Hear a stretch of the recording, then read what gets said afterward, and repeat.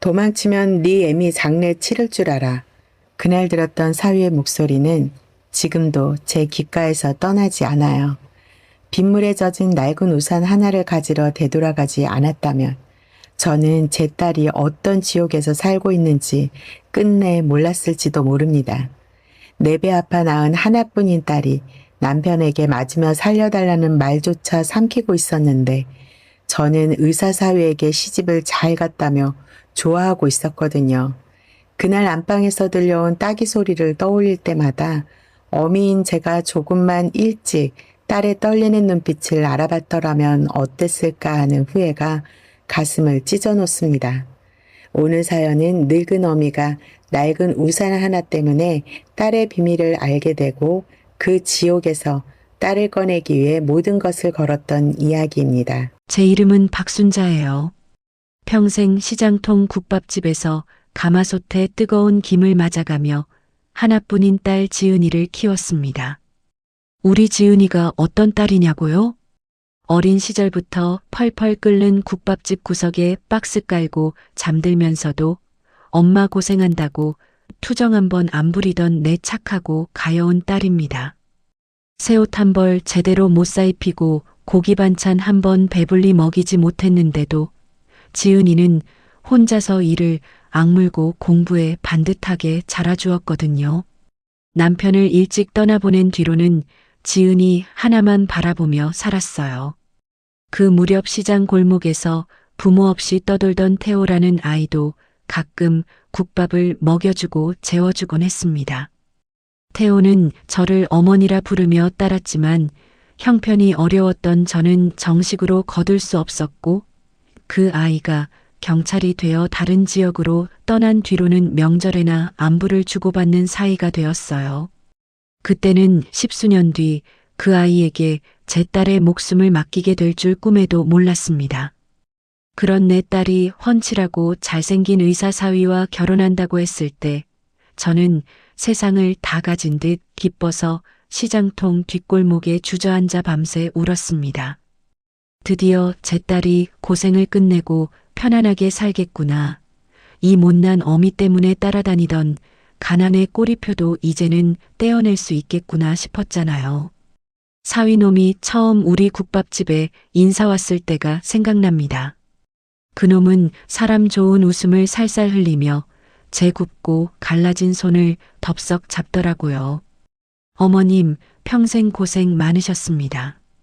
이제 지은이는 제가 평생 손에 물 한 방울 안 묻히고 호강시켜 드릴 테니 걱정 마세요.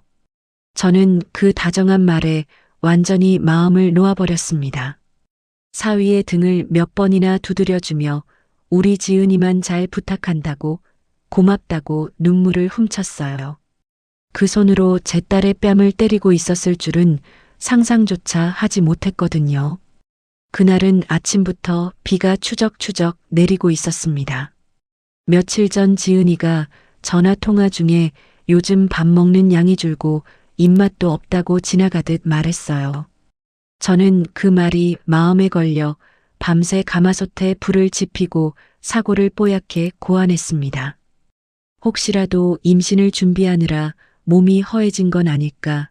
내 새끼 입에 따뜻한 국물이라도 떠먹이고 싶은 마음에 신이 나서 반찬을 바리바리 싸들고 그 으리으리한 아파트로 달려갔습니다. 현관문 비밀번호를 누르려다 혹시라도 방해될까 싶어 조심스레 벨을 눌렀습니다. 잠시 후 문이 열리고 반갑게 맞아주는 딸의 얼굴을 봤는데 왠지 모르게 얼굴이 파리하고 눈가가 퉁퉁 부어 있더라고요. 아이고, 우리 딸. 얼굴이 왜 이리 상했어? 잠을 못 잤어? 엄마. 비도 오는데 뭐하러 여기까지 무겁게 들고 왔어? 그냥 사람 시키지. 딸은 평소처럼 웃어 보이려 애썼지만 목소리는 미세하게 떨리고 있었습니다. 저는 순간 지은이의 얼굴을 자세히 들여다봤어요. 눈가가 부은 이유를 물으려 했지만 지은이는 사위가 있는 거실 쪽을 힐끗 바라보더니 서둘러 제 손에 들린 반찬 가방부터 받아들었습니다. 그 짧은 눈길이 이상하다고 느끼면서도 저는 임신 준비로 피곤한가 보다, 부부 사이에 작은 말다툼이라도 있었나 보다 하고 넘겨버렸어요. 그때 딸의 눈빛에 담긴 두려움을 알아채지 못한 것이 지금도 제 가슴에 한으로 남아 있습니다. 거실로 들어가 보니 사위놈은 아주 상전이 따로 없었습니다. 그 비싼 가죽 소파에 비스듬히 기대앉아 텔레비전을 보며 여유롭게 과일을 깎아먹고 있더라고요. 아이고, 최서방. 쉬는데 장모가 눈치 없이 들이닥쳤네. 어머님 오셨어요? 비도 오는데 고생스럽게 뭘 또 이렇게 잔뜩 싸우셨습니까? 놈은 자리에서 일어나지도 않은 채 고개만 까딱하며 저를 맞이했습니다. 기분이 조금 상하기는 했지만 저는 사위가 시내 개인 병원을 운영하느라 피곤해서 그러는 줄만 알았어요. 좋은 집에서 의사 남편과 사는 딸을 보며 시집 하나는 잘 갔다고 스스로를 안심시키고 있었거든요. 제가 가져온 반찬통을 주방으로 옮기자 지은이가 황급히 따라와 냉장고 문을 열었습니다. 그런데 유독 몸을 움츠리고 제 시선을 피하는 딸의 뒷모습이 덜덜 떨리고 있었습니다. 지은아, 너 어디 아프냐? 왜 이렇게 떨어? 아, 아니야, 엄마. 에어컨 바람이 좀 차서 그래. 딸은 황급히 긴 소매 카디건을 여미며 몸을 돌렸습니다. 한여름인데도 손목까지 단단히 가린 모습이 마음에 걸렸습니다. 저는 지은이의 소매 끝을 잡아보려다가 거실에서 우리를 지켜보는 사위의 시선을 느끼고 손을 멈췄어요. 그때 지은이가 아주 작게 고개를 저었습니다. 묻지 말라는 뜻처럼 보였지만 저는 사위 앞에서 부부 사이를 캐묻는 것이 딸을 곤란하게 할까봐 더는 묻지 못했습니다. 지금 생각하면 그 순간만큼은 무슨 일이냐고 끝까지 물었어야 했어요. 적어도 제 딸의 손을 붙잡고 단둘이 이야기할 기회라도 만들었어야 했습니다. 반찬 정리를 끝내고 거실로 나오니 사위놈이 지갑에서 빳빳한 수표 몇 장을 꺼내 제 손에 쥐어주었습니다. 장모님 고생 많으셨는데 가시면서 택시 타시고 남은 돈으로 맛있는 거 사드세요. 아이고, 최서방. 뭘 또 이렇게 큰 돈을. 우리 지은이 잘 부탁하네. 고마워. 정말 고마워. 저는 큰 돈을 건네는 것이 저를 챙기는 마음이라고만 생각했어요. 돈을 돌려주려 했지만 사위는 가족끼리 이 정도도 못하느냐며 억지로 제 가방 안에 넣어주었습니다. 그게 딸의 입을 막고 저를 안심시키기 위한 돈이었다는 사실은 나중에야 알게 되었어요. 식탁 위에서 딸과 사위가 주고받는 눈빛이 어딘가 서늘하고 경직되어 있다는 것을 어렴풋이 느끼긴 했습니다. 사위가 물잔을 내려놓을 때마다 지은이의 어깨가 움찔거리는 것도 보였어요. 하지만 부부 싸움 없는 집이 어디 있겠느냐며 괜히 장모가 나섰다가 딸이 난처해질 수 있다고 스스로 핑계를 댔습니다. 의사 사위 앞에서 초라한 장모가 눈치 없이 오래 앉아 있는 것 같아 저는 서둘러 자리에서 일어났어요. 현관문 밖으로 나서며 딸의 손을 꽉 잡아주었는데 내 손을 쥐는 그 아이의 소나기에 절박한 식은땀이 흠떡 배어 있었습니다. 엄마, 비 오니까 조심하고 밥 꼭 챙겨 먹고. 지은이는 제 손을 잡은 채 한동안 놓지 못했습니다. 입술이 몇 번이나 달싹였지만 끝내 아무 말도 하지 못했어요. 사위가 거실에서 지은아 하고 부르자 딸은 화들짝 놀라 제 손을 놓았습니다. 그때의 저는 딸이 저를 향해 살려달라고 소리치고 있다는 사실을 전혀 알아보지 못했습니다. 아파트 단지를 빠져나와 버스 정류장에 도착해서야 저는 비바람을 막아줄 유일한 내 낡은 우산을 그 집 식탁 옆에 고스란히 세워두고 왔다는 사실을 깨닫고 이마를 탁 쳤습니다. 아이고, 이 정신머리하고는 그냥 비를 맞고 돌아갈까도 생각했어요. 하지만 지은이가 엄마가 비를 맞고 다녔다는 사실을 알면 또 속상해할 것 같아 다시 아파트 쪽으로 발길을 돌렸습니다. 아직 단지를 완전히 벗어나기 전이어서 집까지 돌아가는 데는 몇 분밖에 걸리지 않았어요. 평소 같으면 초인종을 눌렀겠지만 방금 나간 장모가 우산 가지러 다시 왔다고 벨을 누르면 사위가 귀찮아할까봐 신경이 쓰였습니다. 지은이는 예전부터 반찬을 가져올 때 자신이 전화를 못 받으면 비밀번호를 누르고 들어오라고 말해두었습니다. 저는 우산만 가져오면 된다는 생각에 사위에게 다시 눈도장을 찍기 싫었고 비에 젖은 모습으로 벨을 누르는 것도 괜히 민망했어요. 그래서 비밀번호를 누른 뒤 최대한 조용히 현관문을 열었습니다. 우산만 얼른 챙겨서 나가야지.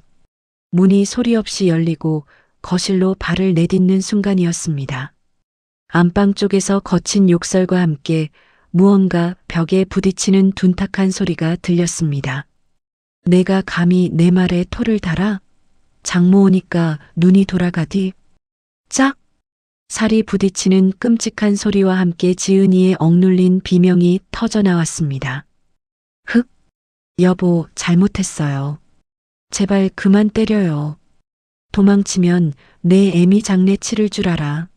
평생 내 밑에서 기어다니라고 했지. 심장이 쿵하고 바닥으로 떨어지는 것 같았습니다. 순간 다리에서 힘이 풀려 현관 신발장에 몸을 기대야 했어요. 방금 전까지 제 앞에서 다정한 사위 흉내를 내던 놈이 안방 안에서 제 딸을 때리고 있었습니다. 손이 너무 떨려 휴대전화조차 제대로 잡히지 않았지만 저는 혹시 이 모든 일이 나중에 없었던 일로 묻힐까 두려워 휴대전화의 녹음 버튼부터 눌렀습니다. 화면 불빛이 새어나가지 않도록 휴대전화를 앞치마 안쪽에 감춘 채 안방 문 쪽으로 한 걸음 다가갔어요. 문틈 사이로 지은이가 바닥에 쓰러져 있는 모습과 그 위에 서서 손을 치켜드는 사위의 모습이 보였습니다. 제 딸이 남편에게 맞으며 살려달라는 말조차 제대로 하지 못하고 있었던 겁니다. 당장 안방 문을 박차고 들어가 사위에게 달려들고 싶었습니다. 하지만 사위는 체격이 큰 젊은 남자였고 저는 70을 바라보는 늙은 여자였어요. 제가 무작정 뛰어들었다가 제압당하면 사위가 더 흥분해 지은이에게 무슨 짓을 할지 알 수 없었습니다. 경찰에 신고해야 한다는 생각도 들었지만 전화를 거는 소리가 들리는 순간 지은이가 더 심하게 맞을까봐 손가락조차 움직이지 못했습니다. 우선 저 폭력을 멈추게 하고 제가 집안에 있다는 사실부터 알려야 했어요. 저는 숨이 막혀오는 것을 참으며 거실을 둘러봤습니다. 장식장 옆에는 허리 높이만 한 커다란 도자기 화병이 놓여 있었습니다. 무거운 화병을 들어 올리는 대신 저는 두 손으로 있는 힘껏 밀어 대리석 바닥 쪽으로 넘어뜨렸습니다. 와장창! 귀를 찢는 파열음과 함께 도자기가 산산이 부서졌고 파편이 거실 바닥으로 사방에 튀었습니다. 안방에서 들리던 욕설과 지은이의 울음소리가 거짓말처럼 뚝 멈췄습니다. 저는 앞치마 안에서 녹음 중인 휴대전화를 꽉 움켜쥔 채 아무것도 모르는 사람처럼 다리에 힘을 풀고 바닥에 주저앉았습니다. 그 순간 제가 할 수 있었던 일은 사위의 시선을 지은이에게서 제 쪽으로 돌리는 것뿐이었어요. 아이고, 늙은이가 주책맞게 우산을 두고 와서 다시 들어오다 그만 미끄러져서 도자기를 깼네. 어쩌나 이 비싼 걸.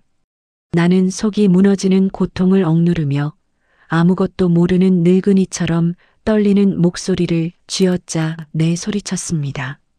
목구멍으로 뜨거운 것이 치밀어 오르는 것 같았지만 흥분한 사위의 시선을 내 쪽으로 돌려야만 딸이 더 맞지 않을 것이라는 생각뿐이었습니다. 안방 문이 벌컥 열렸습니다. 방금 전까지 내 딸을 향해 장례 치를 줄 알아라며 위협하던 사나운 얼굴은 온데간데 없었습니다. 사위놈은 안경을 치켜 올리며 특유의 그 가증스러운 미소를 띠고 거실로 걸어 나오더라고요. 어머님? 아니, 가신 줄 알았는데 언제 다시 오셨어요? 아이고, 이 깨진 파편 좀 봐. 다치신 데 없으세요? 놈은 서둘러 내게 다가와 바닥에 주저앉은 내 손을 덥석 잡으며 살뜰하게 물었습니다. 조금 전까지 딸을 때리던 손으로 나를 걱정하는 척하는 모습에 온몸이 굳고 속이 뒤집힐 것 같았습니다. 네, 내가 정신이 없나 봐. 우산을 식탁에 두고 간 게 생각나서 번호 누르고 들어왔다가 그만. 미안하네, 최서방. 이 비싼 걸 어쩌나. 에이, 도자기가 대수입니까? 어머님 안 다치셨으면 됐죠. 가만히 계세요. 제가 치울 테니까요. 그 뒤로 안방 문턱을 넘어 부서질 듯한 몸을 이끌고 내 딸 지은이가 나왔습니다. 한쪽 뺨이 붉게 부어오르다 못해 시퍼렇게 멍이 들어가는 것을 황급히 흐트러진 머리카락으로 가리면서 말입니다. 엄마, 괜찮아? 다친 데 없어? 그 와중에도 어미가 다쳤을까봐 억지로 입꼬리를 올려 웃는 얼굴을 만들어 보이는데 내 가슴이 그대로 무너져 내리는 것 같았습니다. 눈앞에서 다친 자식을 보면서도 아무것도 모르는 척해야 하는 어미의 심정을 어떻게 말로 다 설명할 수 있겠습니까? 사위놈이 빗자루를 가지러 다용도실로 간 사이 나는 벌벌 떨고 있는 딸의 차가운 손을 꽉 쥐었습니다. 그리고 사위에게 들리지 않을 만큼 작은 목소리로 속삭였습니다. 지은아, 엄마가 다 들었어. 저 사람이 때렸지? 지금 당장 엄마랑 나가자. 나는 딸의 손목을 잡아당겼습니다. 하지만 내 딸은 겁에 질린 사슴처럼 눈동자를 떨면서 제발 모른 척 가달라는 듯 애처롭게 내 손을 밀어냈습니다. 엄마, 제발. 아무것도 묻지 말고 그냥 가. 저 사람 더 화나면 우리 둘 다 위험해. 딸의 목소리는 입술만 겨우 움직일 만큼 작았고 얼굴에는 깊은 공포가 서려 있었습니다. 나는 지은이를 당장 데리고 나가고 싶었지만 그 순간 사위가 빗자루를 들고 다시 거실로 들어왔습니다. 무리하게 딸을 끌고 나가려 했다가는 현관 앞에서 몸싸움이 벌어지고 사위가 더 큰 폭력을 휘두를 수도 있었습니다. 나는 우선 녹음된 내용을 지키고 딸을 안전하게 데리고 나올 방법부터 찾아야 한다고 스스로를 다잡았습니다. 그 숨막히는 자리에서 나는 사위놈에게 비싼 것을 깨서 미안하다며 다음에 돈을 모아 꼭 갚겠다는 사과를 거듭하며 허리를 굽혔습니다. 어머님도 참 가족끼리 무슨 돈을 갚아요. 조심히 들어가시고 지은이 걱정은 마세요. 제가 잘 보살필 테니까요. 잘 보살피겠다는 그 말이 오히려 서늘한 협박처럼 들렸습니다. 놈의 소름 끼치는 다정한 목소리를 뒤로 한 채 나는 현관문을 빠져나와 억수같이 쏟아지는 빗속으로 뛰쳐나왔습니다. 하늘에 구멍이라도 뚫린 듯 거세게 쏟아지는 비를 온몸으로 맞으며 나는 버스도 타지 않고 정신없이 걷고 또 걸어 시장 골목으로 돌아왔습니다. 간판 불이 꺼진 시커먼 국밥집 문을 열고 들어가 바닥에 털썩 주저앉았습니다. 젖은 옷에서 빗물이 뚝뚝 떨어져 바닥을 흥건하게 적시는데도 추운 줄도 몰랐습니다. 아, 지은아, 내 새끼야. 칠흑 같은 어둠 속에서 나는 밤이 새도록 가슴을 쥐어뜯으며 통곡했습니다. 내 자식이 눈앞에서 맞고 있는데도 그 방문을 열고 들어가지 못한 채 아무것도 모르는 사람처럼 연기해야 했다는 자책감이 숨통을 조여왔습니다. 평생 억척스럽게 살아왔다고 믿었던 내가 돈 많고 힘 있는 의사 사위 앞에서 겁을 먹고 물러났다는 사실이 너무나 비참했습니다. 내가 죄인이다. 내가 우리 지은이를 그 집에 보냈어. 내가 딸의 아픔을 몰라봤어. 차가운 시멘트 바닥에 엎드려 가슴을 치며 울고 또 울었습니다. 그러다 앞치마 속에 넣어둔 휴대전화가 손에 닿았습니다. 떨리는 손으로 녹음 파일을 재생하자 사위의 위협과 딸의 울음소리가 다시 흘러나왔습니다. 나는 그 파일을 몇 번이나 복사해 다른 저장 공간에 옮기고 혹시 휴대전화를 빼앗기더라도 사라지지 않도록 따로 보관했습니다. 적어도 이제는 내가 잘못 들은 것이 아니라고 딸이 실제로 폭행당하고 있었다는 증거가 남아 있었습니다. 다음 날 아침 동이 트고 시장통에 하나둘 불이 켜질 무렵이었습니다. 나는 눈덩이처럼 부어올라 떠지지도 않는 두 눈을 찬물로 벅벅 씻어내며 거울을 들여다보았습니다. 거울 속에는 평소 손님들에게 웃어주던 초라하고 늙은 국밥집 아줌매의 얼굴은 온데간데 없었습니다. 대신 밤새 울어 핏발이 선 눈으로 딸을 반드시 구해내겠다고 결심한 어미가 서 있었습니다. 내 힘만으로 의사라는 지위와 돈을 가진 사위를 상대하기는 어려웠습니다. 그렇다고 아무 준비 없이 찾아가 따지고 들었다가는 사위가 증거를 없애거나 지은이에게 더 심한 보복을 할 수도 있었습니다. 우선 딸이 얼마나 자주 폭행당했는지, 사위가 어떤 약점을 숨기고 있는지 알아내야 했습니다. 그가 부인할 수 없는 증거를 모아 딸을 안전하게 데리고 나오는 것이 먼저였습니다. 나는 떨리는 손을 진정시키며 딸에게 전화를 걸었습니다. 신호음이 가는 몇 초 동안 심장이 터질 것 같았지만 애써 목소리를 다듬었습니다. 지은아. 엄마야. 밥은 챙겨 먹었니? 평소처럼 다정하게 안부를 묻는 내 목소리가 내가 듣기에도 떨리고 있었습니다. 엄마, 목소리가 왜 그래? 코가 맹맹한데. 감기 걸렸어? 어제 그 일을 겪고도 딸은 자기 몸보다 어미가 감기에 걸렸을까봐 걱정하며 울먹였습니다. 아니야. 어제 비를 좀 맞았더니 몸살기가 있나 보다. 넌 괜찮아? 어제 춥다고 했잖아. 응, 난 괜찮아. 엄마 약 꼭 챙겨 먹어. 나중에 내가 갈게.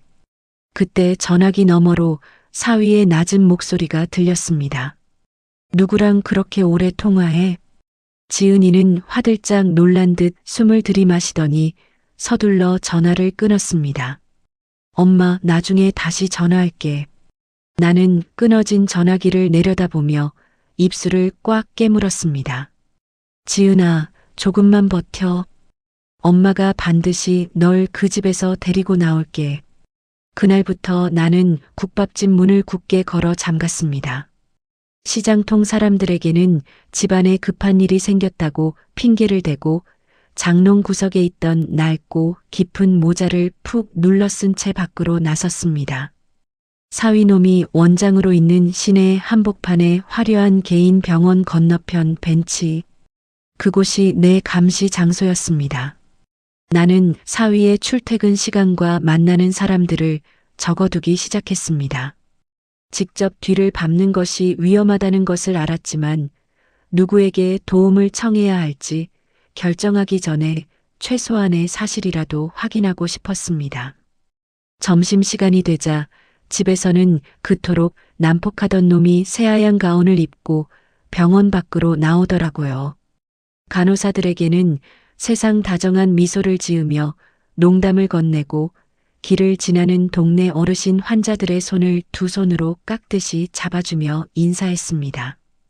집과 병원에서 전혀 다른 사람처럼 행동하는 모습을 보니 소름이 끼쳤습니다. 환자들에게 신뢰받는 의사라는 가면 뒤에 아내를 때리고 협박하는 얼굴을 숨기고 있었던 겁니다. 저 다정한 표정으로 사람들을 속이면서 집에서는 내 딸을 때렸구나. 감시를 시작한 지 며칠째 되던 날 밤이었습니다. 퇴근 시간이 훌쩍 지나고 병원 간판 불이 하나둘 꺼질 무렵 나는 사위의 벤츠 차량이 세워진 지하 주차장 입구를 지켜보고 있었습니다. 얼마 후 사위가 나타났습니다. 그런데 혼자가 아니었습니다. 놈의 옆에는 병원에서 일하는 젊은 수간호사가 바짝 붙어 있었습니다. 놈은 주변을 살핀 뒤 자연스럽게 그 여자의 허리를 감싸 안았고 두 사람은 함께 지하 주차장으로 내려갔습니다. 잠시 후 두 사람이 탄 차량이 주차장을 빠져나왔습니다. 나는 차량 번호와 출발 시간을 휴대전화에 적은 뒤 택시를 잡았습니다. 기사님, 앞에 보이는 검은색 차와 너무 가까이 붙지 말고 같은 방향으로만 가주세요. 시내를 빠져나온 사위의 차가 들어간 곳은 도심 외곽의 고급 호텔이었습니다. 나는 택시에서 내려 멀찍이 떨어진 곳에서 두 사람이 차에서 내려 서로의 허리를 감싼 채 호텔 안으로 들어가는 모습을 지켜봤습니다. 사위는 주변을 살피면서도 그 여자와 손을 놓지 않았습니다. 그 장면만으로도 두 사람의 관계가 평범하지 않다는 것은 충분히 알 수 있었습니다. 시청자 여러분, 내 딸을 때리고 협박하면서 뒤로는 병원 직원과 부적절한 관계까지 맺고 있었다니요. 화가 치밀어 주먹을 꽉 쥐었지만 나는 감정에 휩쓸려 뛰어들지 않았습니다. 두 사람이 호텔로 들어가는 모습과 차량 번호, 시간을 휴대전화로 남겼습니다. 그리고 그 순간 결심했습니다. 단순히 딸을 집에서 데리고 나오는 것으로 끝내서는 안 된다고요. 사위가 다시는 돈과 지위를 앞세워 지은이를 찾아오거나 위협할 수 없도록 폭행과 협박을 입증할 확실한 증거를 모아야 했습니다. 의사라는 가면 뒤에 숨겨둔 진짜 얼굴을 세상에 드러내야 했습니다. 호텔 입구를 바라보며 나는 속으로 조용히 다짐했습니다. 내가 저지른 일을 하나도 빠짐없이 밝혀낼 거다. 그리고 반드시 내 딸을 내 손에서 구해낼 거야. 호텔에서 사위의 또 다른 얼굴을 확인한 이후로 저는 매일같이 병원 주변을 맴돌았습니다. 그렇다고 무턱대고 사위의 뒤만 쫓아다닌 것은 아니었어요. 폭행 녹음 파일과 호텔에서 찍은 사진을 날짜별로 정리하고 지은이와 통화한 시간과 목소리 상태까지 작은 수첩에 빠짐없이 적었습니다. 사위가 모든 사실을 부인하더라도 제 딸이 겪은 일을 증명할 수 있도록 하나씩 준비하기 시작한 겁니다. 그러던 며칠 뒤였습니다. 병원 뒷골목에서 담배를 피우며 누군가와 언성을 높이고 있는 젊은 여자 한 명을 발견했습니다. 가만히 보니 얼마 전까지 사위의 병원에서 접수와 원무 업무를 보던 간호조무사였습니다. 저는 며칠 동안 병원 앞을 지키면서 그 여자가 원장실과 원무과를 오가며 일하는 모습을 여러 번 본 적이 있었어요. 그런데 그날은 평상복 차림으로 병원 출입문을 노려보며 분한 듯 눈물을 훔치고 있었습니다. 무슨 일인가 싶어 가까운 편의점에서 음료수 하나를 사서 조심스럽게 말을 붙였습니다. 아가씨, 무슨 속상한 일이 있어요? 아까부터 여기서 계속 서 있던데. 처음에는 경계하던 여자가 제 얼굴을 한참 바라보더니 한숨을 내쉬었습니다. 저 병원에서 일하다가 며칠 전에 잘렸어요. 원장이 자기 잘못을 전부 저한테 뒤집어 씌웠거든요. 저는 곧바로 사위의 장모라는 사실을 밝히지 않았습니다. 무턱대고 신분을 말했다가 여자가 겁을 먹고 입을 닫거나 사위에게 제가 주변을 캐고 다닌다는 사실이 전해질까 두려웠거든요. 사람이 억울한 일을 당하면 혼자 품고 있으면 병이 돼요. 따뜻한 차라도 한잔하면서 이야기해봐요. 나는 그 여자를 병원에서 조금 떨어진 카페로 데리고 갔습니다. 사람들의 시선이 닿지 않는 구석에 앉자 여자는 그동안 참았던 말을 조금씩 꺼내기 시작했습니다. 그녀는 접수뿐 아니라 원무과의 진료비 정산과 약품 입출고 자료를 보조하는 일을 맡고 있었다고 했습니다. 그러던 중 실제 환자 기록과 맞지 않는 수상한 결제 내역과 특정 약품이 반복해서 사라지는 사실을 발견했다는 겁니다. 처음에는 단순한 전산 오류인 줄 알았어요. 그런데 원장님이 직접 서명한 출고 기록과 실제 사용량이 계속 달랐어요. 여자는 이상한 마음에 자료를 다시 확인했고 원장이 일부 환자의 이름을 빌려 향정신성 의약품을 빼돌리고 있다는 정황을 발견했습니다. 그 사실을 원무실 책임자에게 알렸지만 며칠 뒤 오히려 자신이 약품을 잘못 처리했다는 누명을 쓰고 해고당했다고 했어요. 저한테 손해를 전부 물어내라고 협박까지 했어요. 신고하면 업계에 소문내서 다시는 병원에서 일하지 못하게 만들겠다고요. 그녀는 혹시 자신이 모든 책임을 뒤집었을까 두려워 해고되기 전 관련 자료 일부를 휴대전화로 촬영해 두었습니다. 정식 장부 원본이 아니라 약품 출고, 화면과 수상한 계좌번호, 원장 지시가 담긴 문자였습니다. 그 자료만으로 사위를 바로 체포할 수는 없겠지만 수사를 시작하게 만들 단서로는 충분해 보였습니다. 나는 한참을 망설이다 결국 내 신분을 밝혔습니다. 아가씨, 사실은 내가 저 원장의 장모예요. 여자의 얼굴이 순식간에 굳었습니다. 장모님이라고요? 놀라지 말아요. 나는 그 사람을 감싸러 온 게 아니에요. 내 딸이 그 사람에게 맡고 있어요. 내가 직접 보고 들었습니다. 나는 휴대전화에 저장된 녹음 파일 일부를 조심스럽게 들려주었습니다.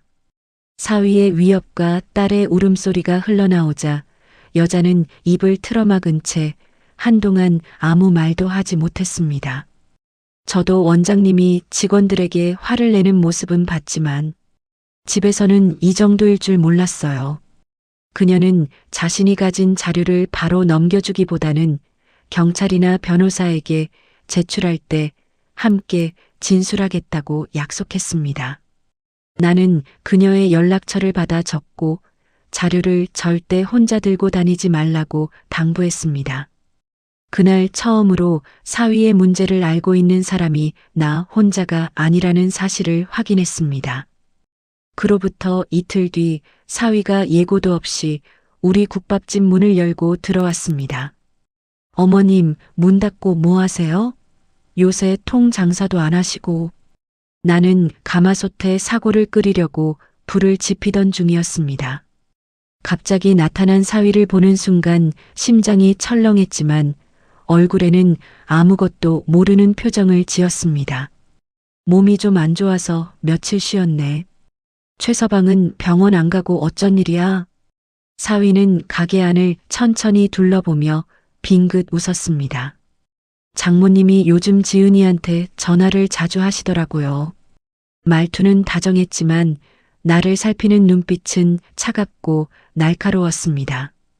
혹시 내가 폭행을 알아챘는지 확인하러 온 것이 분명했어요. 내 딸한테 전화하는 게 뭐가 이상한가? 밥은 먹고 다니나 궁금해서 그러지. 그게 아니라요. 요즘 지은이가 상태가 별로 안 좋아서 말씀드리는 겁니다. 사위는 의자에 앉아 다리를 꼬더니 걱정스러운 얼굴을 꾸며냈습니다. 요새 지은이 우울증이 너무 심해졌어요.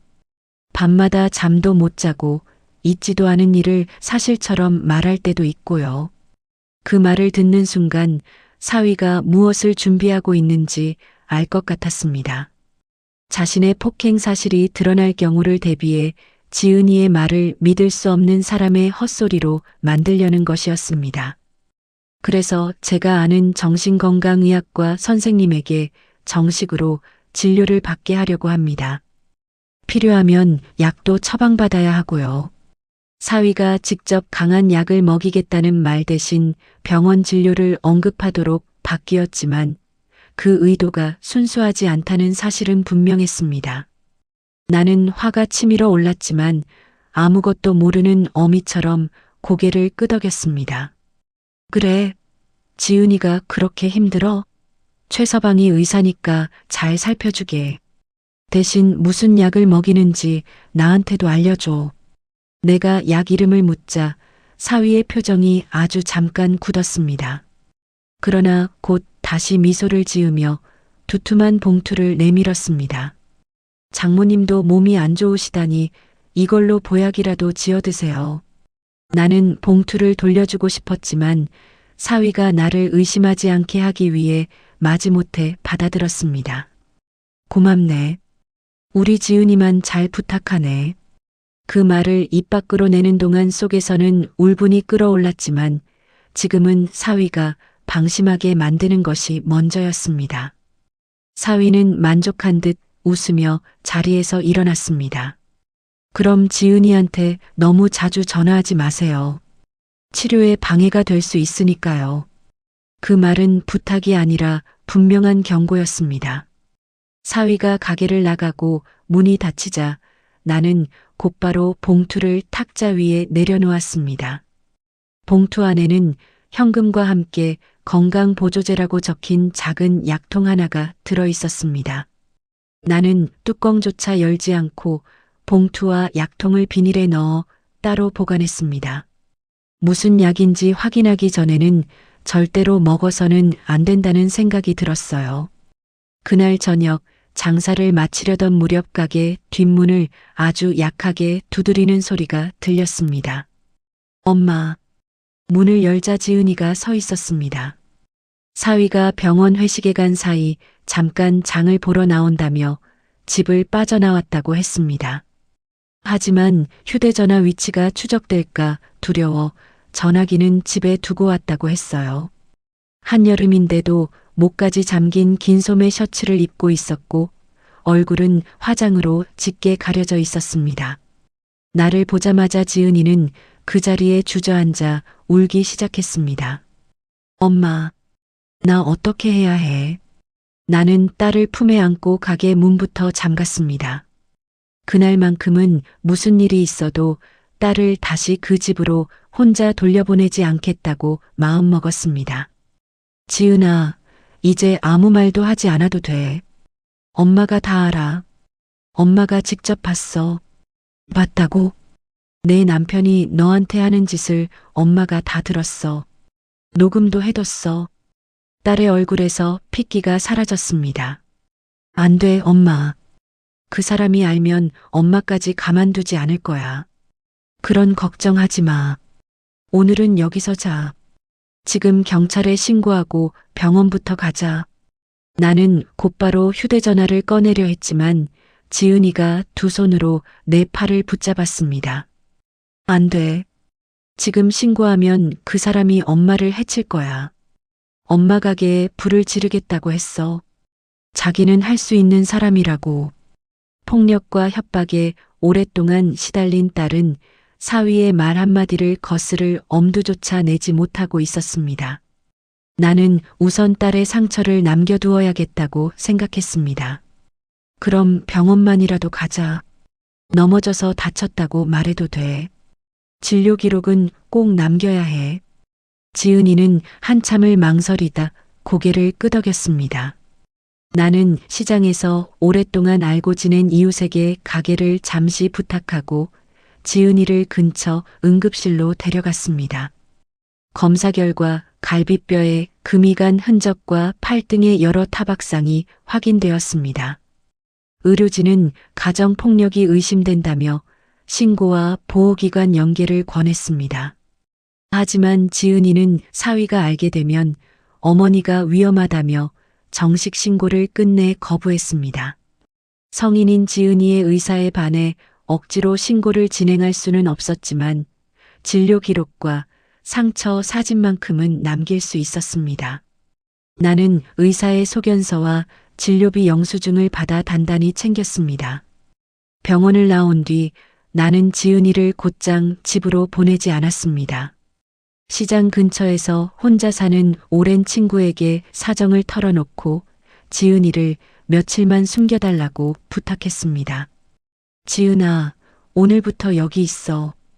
엄마가 방법을 찾을 때까지만이라도 그 집에는 가지 마. 딸은 고개를 끄덕였지만 여전히 불안한 얼굴이었습니다. 그런데 새벽이 가까워질 무렵 사위가 내 휴대전화로 수십 통의 전화를 걸기 시작했습니다. 전화를 받지 않자 이번에는 가게 외부를 찍은 사진과 함께 문자가 도착했습니다. 지은이 데리고 있는 것 압니다. 지금 돌려보내지 않으면 장모님 가게부터 어떻게 되는지 직접 보시게 될 겁니다.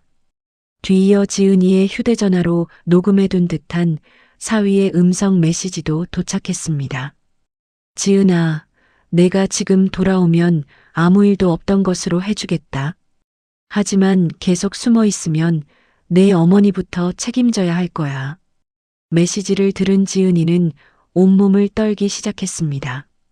엄마, 저 사람 여기까지 알아냈어. 내가 있으면 엄마도 이모도 위험해져. 그래도 안 돼. 절대로 혼자 돌아가면 안 돼. 나는 지은이의 손을 붙잡고 밤새 곁을 지켰습니다. 하지만 잠시 화장실에 다녀온 사이 지은이는 짧은 쪽지 한 장만 남긴 채 집을 빠져나가고 말았습니다. 엄마, 미안해. 내가 돌아가야 엄마가 안전해. 제발 나 찾으러 오지 마. 쪽지를 읽는 순간 눈앞이 캄캄해졌습니다. 내가 딸을 돌려보낸 것이 아니었습니다. 폭력과 협박에 짓눌린 지은이가 어머니를 지키겠다는 생각으로 스스로 다시 그 지옥으로 들어가 버린 겁니다. 나는 즉시 지은이에게 전화를 걸었지만 휴대전화는 계속 꺼져 있었습니다. 그제야 내 힘만으로는 사위의 통제에서 딸을 완전히 빼낼 수 없다는 사실을 인정할 수밖에 없었습니다. 나는 가게 구석에 놓인 낡은 손가방을 뒤졌습니다. 10년 넘게 펼쳐보지 않았던 낡은 수첩 맨 뒷장에는 번호 하나가 적혀 있었습니다. 어린 시절 시장을 떠돌던 자신에게 따뜻한 국밥 한 그릇을 내어주었다며 무슨 일이 생기면 반드시 연락하라고 했던 태호의 번호였습니다.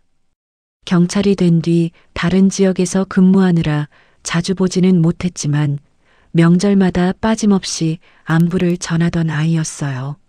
손이 떨려 번호를 제대로 누르기도 힘들었지만 나는 숨을 깊게 들이마시고 전화를 걸었습니다. 신호음이 3번 울리기도 전에 수화기 너머로 묵직한 남자의 목소리가 들려왔습니다. 여보세요. 태호야. 강태호 맞니? 잠시 침묵이 흐른 뒤 놀란 목소리가 돌아왔습니다. 어머니? 어머니 맞으세요? 이 시간에 무슨 일 있으십니까? 그 한마디를 듣는 순간 그동안 억눌러왔던 눈물이 한꺼번에 터져 나왔습니다. 태호야, 우리 지은이가 남편한테 맞고 살아. 오늘 잠깐 도망쳐 왔다가 나 때문에 다시 그 집으로 돌아가 버렸어. 내가 어떻게 해야 할지 모르겠다. 태호는 내 말을 끊지 않고 끝까지 들었습니다. 수화기 너머에서 점점 거칠어지는 숨소리만 들려왔습니다. 어머니, 지금 가지고 계신 자료가 있습니까? 사위가 지은이를 때리고 협박한 녹음이 있어.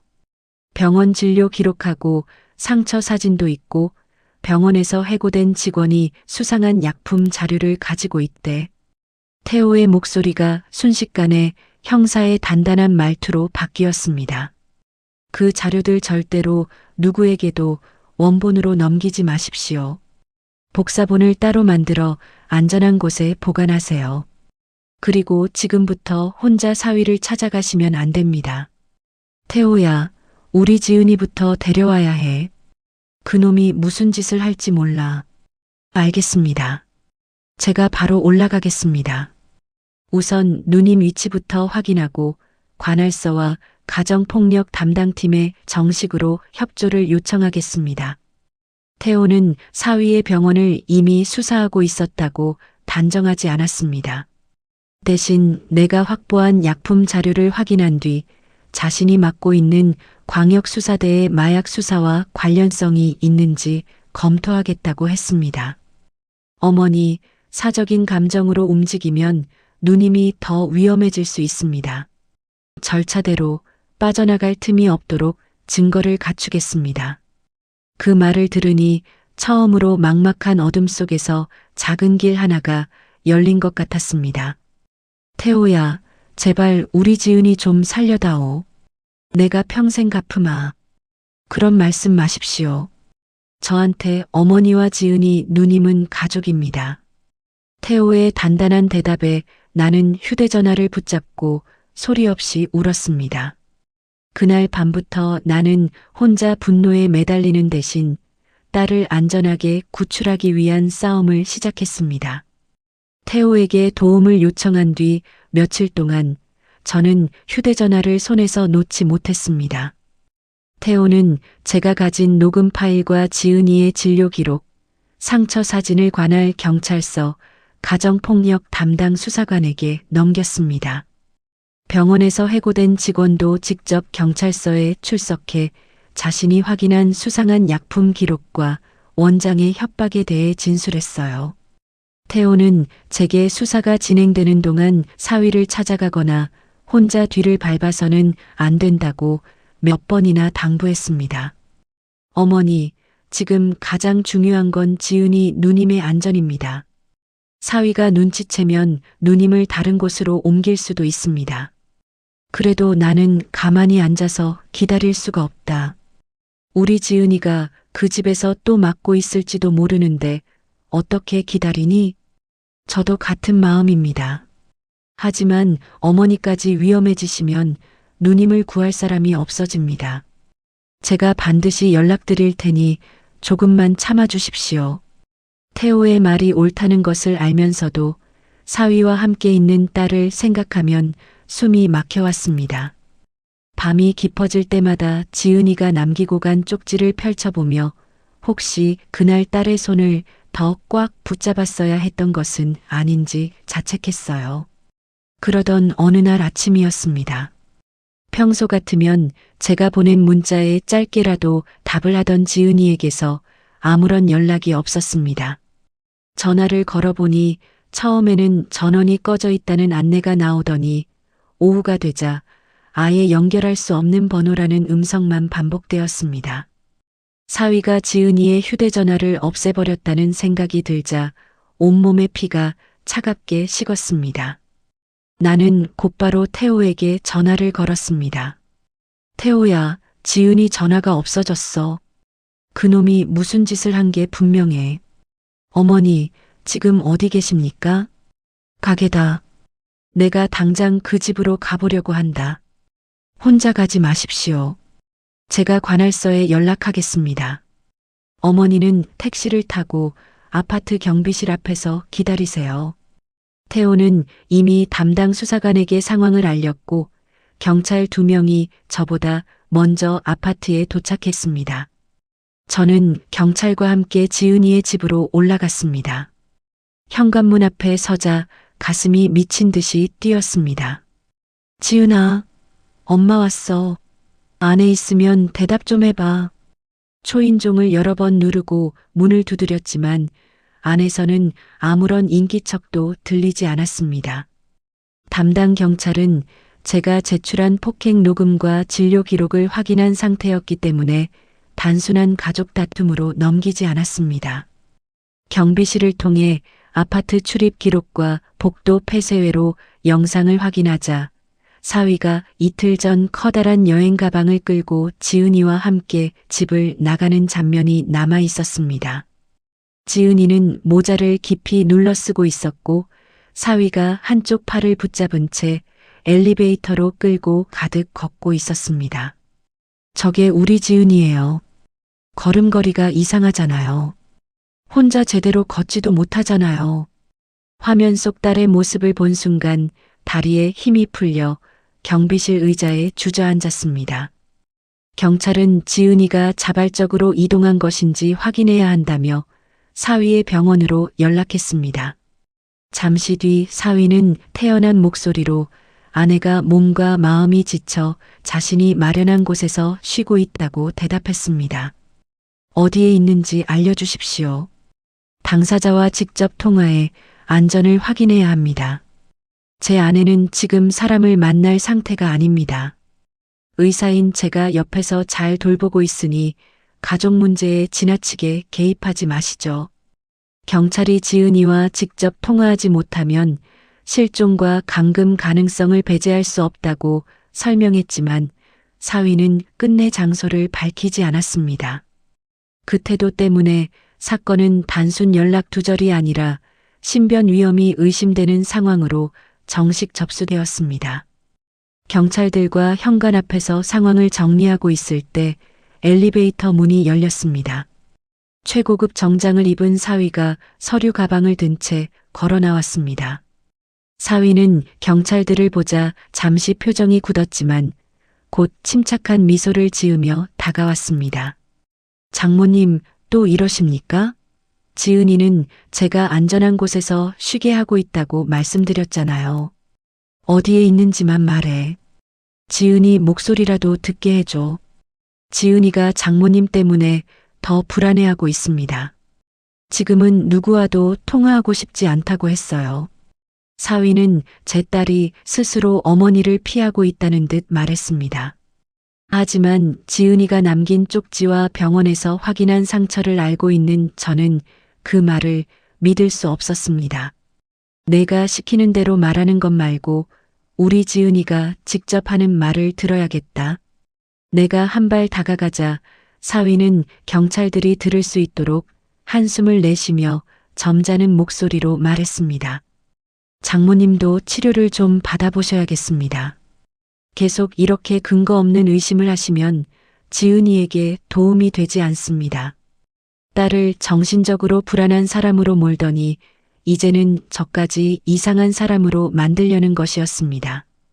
분노가 치밀었지만 저는 사위에게 달려들지 않았습니다. 대신 휴대전화를 꺼내 녹음을 켜고 또박또박 물었습니다. 지은이가 어디 있는지 말하지 못하는 이유가 뭐니? 그리고 왜 지은이 휴대전화를 없앴어? 순간 사위의 입가에서 미소가 사라졌습니다. 경찰 앞이라고 너무 믿고 나서지 마세요, 장모님. 사위는 경찰들이 경비실 직원과 이야기를 나누는 사이 제 곁으로 몸을 기울였습니다. 계속 끼어들면 지은이를 다시는 못 보게 될 수도 있습니다. 지금이라도 조용히 집으로 돌아가세요.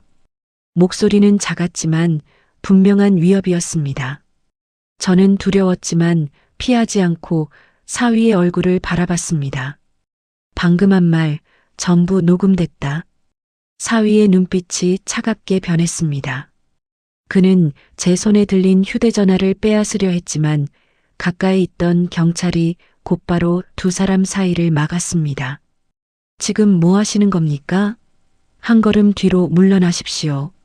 사위는 마지못해 손을 내렸지만 저를 노려보는 눈빛에는 숨길 수 없는 분노가 가득했습니다. 경찰은 방금 한 위협에 대해서도 별도로 진술을 받겠다며 저를 사위와 떨어뜨렸습니다.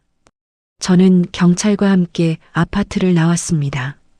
예전 같았으면 딸의 목숨이 걱정돼 그 자리에서 사위의 바짓가랑이라도 붙잡았을 겁니다. 하지만 이제는 제가 흥분해 사위에게 달려들수록 그가 저를 이성을 잃은 장모로 몰아갈 뿐이라는 것을 알았습니다. 딸을 구하려면 화가 나는 대로 움직이는 것이 아니라 사위가 빠져나가지 못할 증거를 남겨야 했습니다. 경찰서에서 사위의 위협이 담긴 녹음 파일을 제출하고 진술을 마쳤을 때는 이미 해가 저물어 있었습니다. 태호는 제가 경찰서를 나설 때까지 밖에서 기다리고 있었습니다. 어머니, 많이 놀라셨죠? 우리 지은이가 어디 있는지도 모르는데 내가 어떻게 가만히 있니? 저 사람이 지은이를 데리고 집을 나간 영상까지 나왔어. 확인했습니다. 사위 차량 이동 기록과 병원 관련 자료를 긴급하게 확보할 수 있도록 절차를 밟고 있습니다. 절차. 그러다 우리 지은이 잘못되면 어떡하니? 저는 답답한 마음에 태호의 가슴을 두드리며 울었습니다. 지금 당장 저 사람 차를 따라가면 지은이가 있는 곳을 찾을 수 있잖아. 태호는 제 손을 붙잡고 고개를 저었습니다. 최민수도 경찰이 움직이는 것을 알았습니다. 지금은 그 차로 곧장 누님에게 가지 않을 겁니다. 오히려 어머니가 혼자 움직이면 그 사람이 누님을 더 멀리 옮길 수 있습니다. 태호는 수사 내용을 전부 말해줄 수는 없다면서도 병원 직원의 진술과 약품 자료를 토대로 법원에서 관련 자료 확보를 허가받는 절차가 빠르게 진행되고 있다고 설명했습니다. 사위가 사용한 병원 차량의 운행 기록과 진료비가 빠져나간 계좌, 별도로 빌린 건물이나 차량이 있는지 차근차근 확인하고 있다고 했습니다. 그날 밤 저는 국밥집으로 돌아왔지만 불도 켜지 않은 채 가게에 앉아 있었습니다. 찬장 위에는 지은이가 어릴 때 학교에서 받아온 상장이 놓여 있었어요. 착한 어린이상이라고 적힌 종이를 보는 순간 그 착한 성격 때문에 싫다는 말 한 번 제대로 하지 못하고 참고만 살았을 딸이 떠올랐습니다. 엄마가 이번에는 절대 너를 혼자 두지 않을게. 나는 지은이의 사진을 품에 안고 밤새 버텼습니다. 새벽이 가까워졌을 무렵 참지 못하고 사위가 말한 외곽 지역을 직접 찾아가려 가게 문을 열었습니다. 정확한 주소조차 몰랐지만 산속 별장과 요양시설을 하나씩 뒤지면 언젠가는 찾을 수 있을 것 같았어요. 그때 가게 앞에 검은 승합차 한 대가 급히 멈춰 섰습니다. 문이 열리고 태호가 뛰어내렸습니다. 어머니, 어디 가시려던 겁니까? 가만히 기다릴 수가 없어서 그렇다. 내가 직접 찾아볼 거야. 이제 그러실 필요 없습니다. 태호는 숨을 고르며 두꺼운 서류 봉투를 제 앞에 내밀었습니다. 최민수 병원 차량의 운행 기록과 고속도로 통행 기록을 확인했습니다. 같은 장소를 반복해서 드나든 흔적이 나왔습니다. 어디니? 우리 지은이가 거기 있는 거야? 태호는 서류 속에서 도로 폐쇄회로 화면을 인쇄한 사진 한 장을 꺼냈습니다. 사진에는 사위의 차량이 외곽산길로 들어가는 모습이 찍혀 있었습니다. 조수석에는 고개를 숙인 여자 한 명이 앉아 있었고 옷차림과 체격은 분명 지은이와 같았습니다. 이 길 끝에 사위 명의는 아니지만 병원 거래업체 대표가 빌린 별장이 한 채 있습니다. 최민수가 차명으로 사용해온 곳으로 보입니다. 지은이가 살아있는 거지? 사진이 찍힌 것은 어제 저녁입니다. 아직 그곳에 있을 가능성이 높습니다.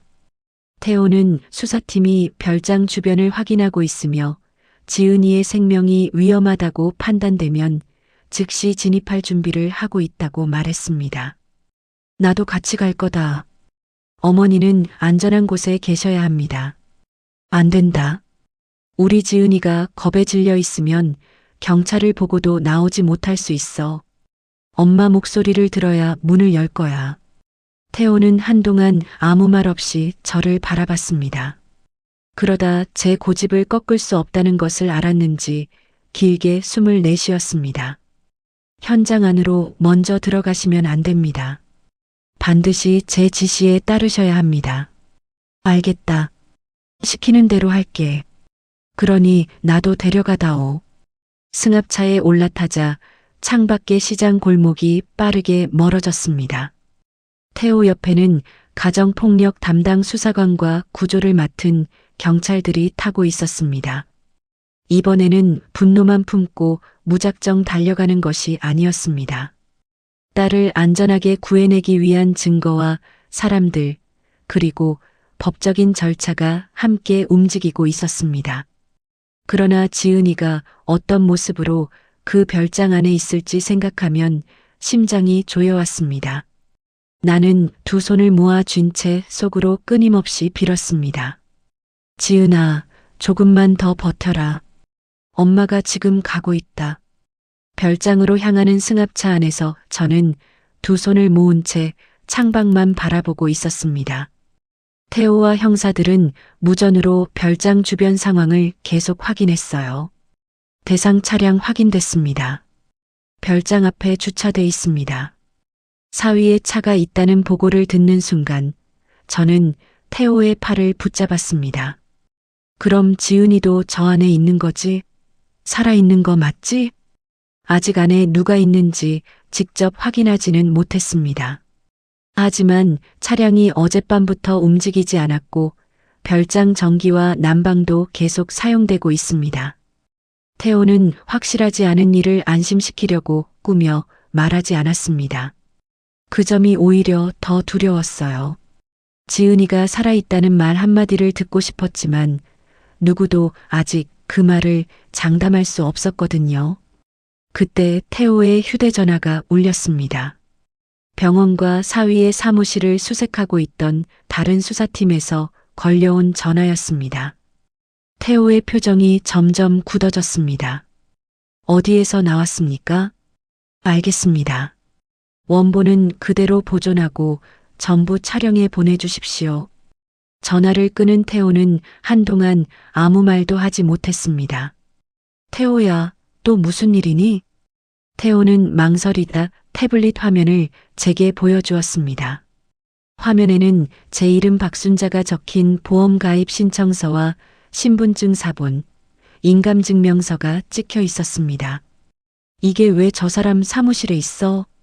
어머니 명의로 여러 보험사에 사망보험 가입을 신청한 흔적이 발견됐습니다. 수십억 원의 보험이 모두 정상적으로 가입돼 있었던 것은 아니었습니다.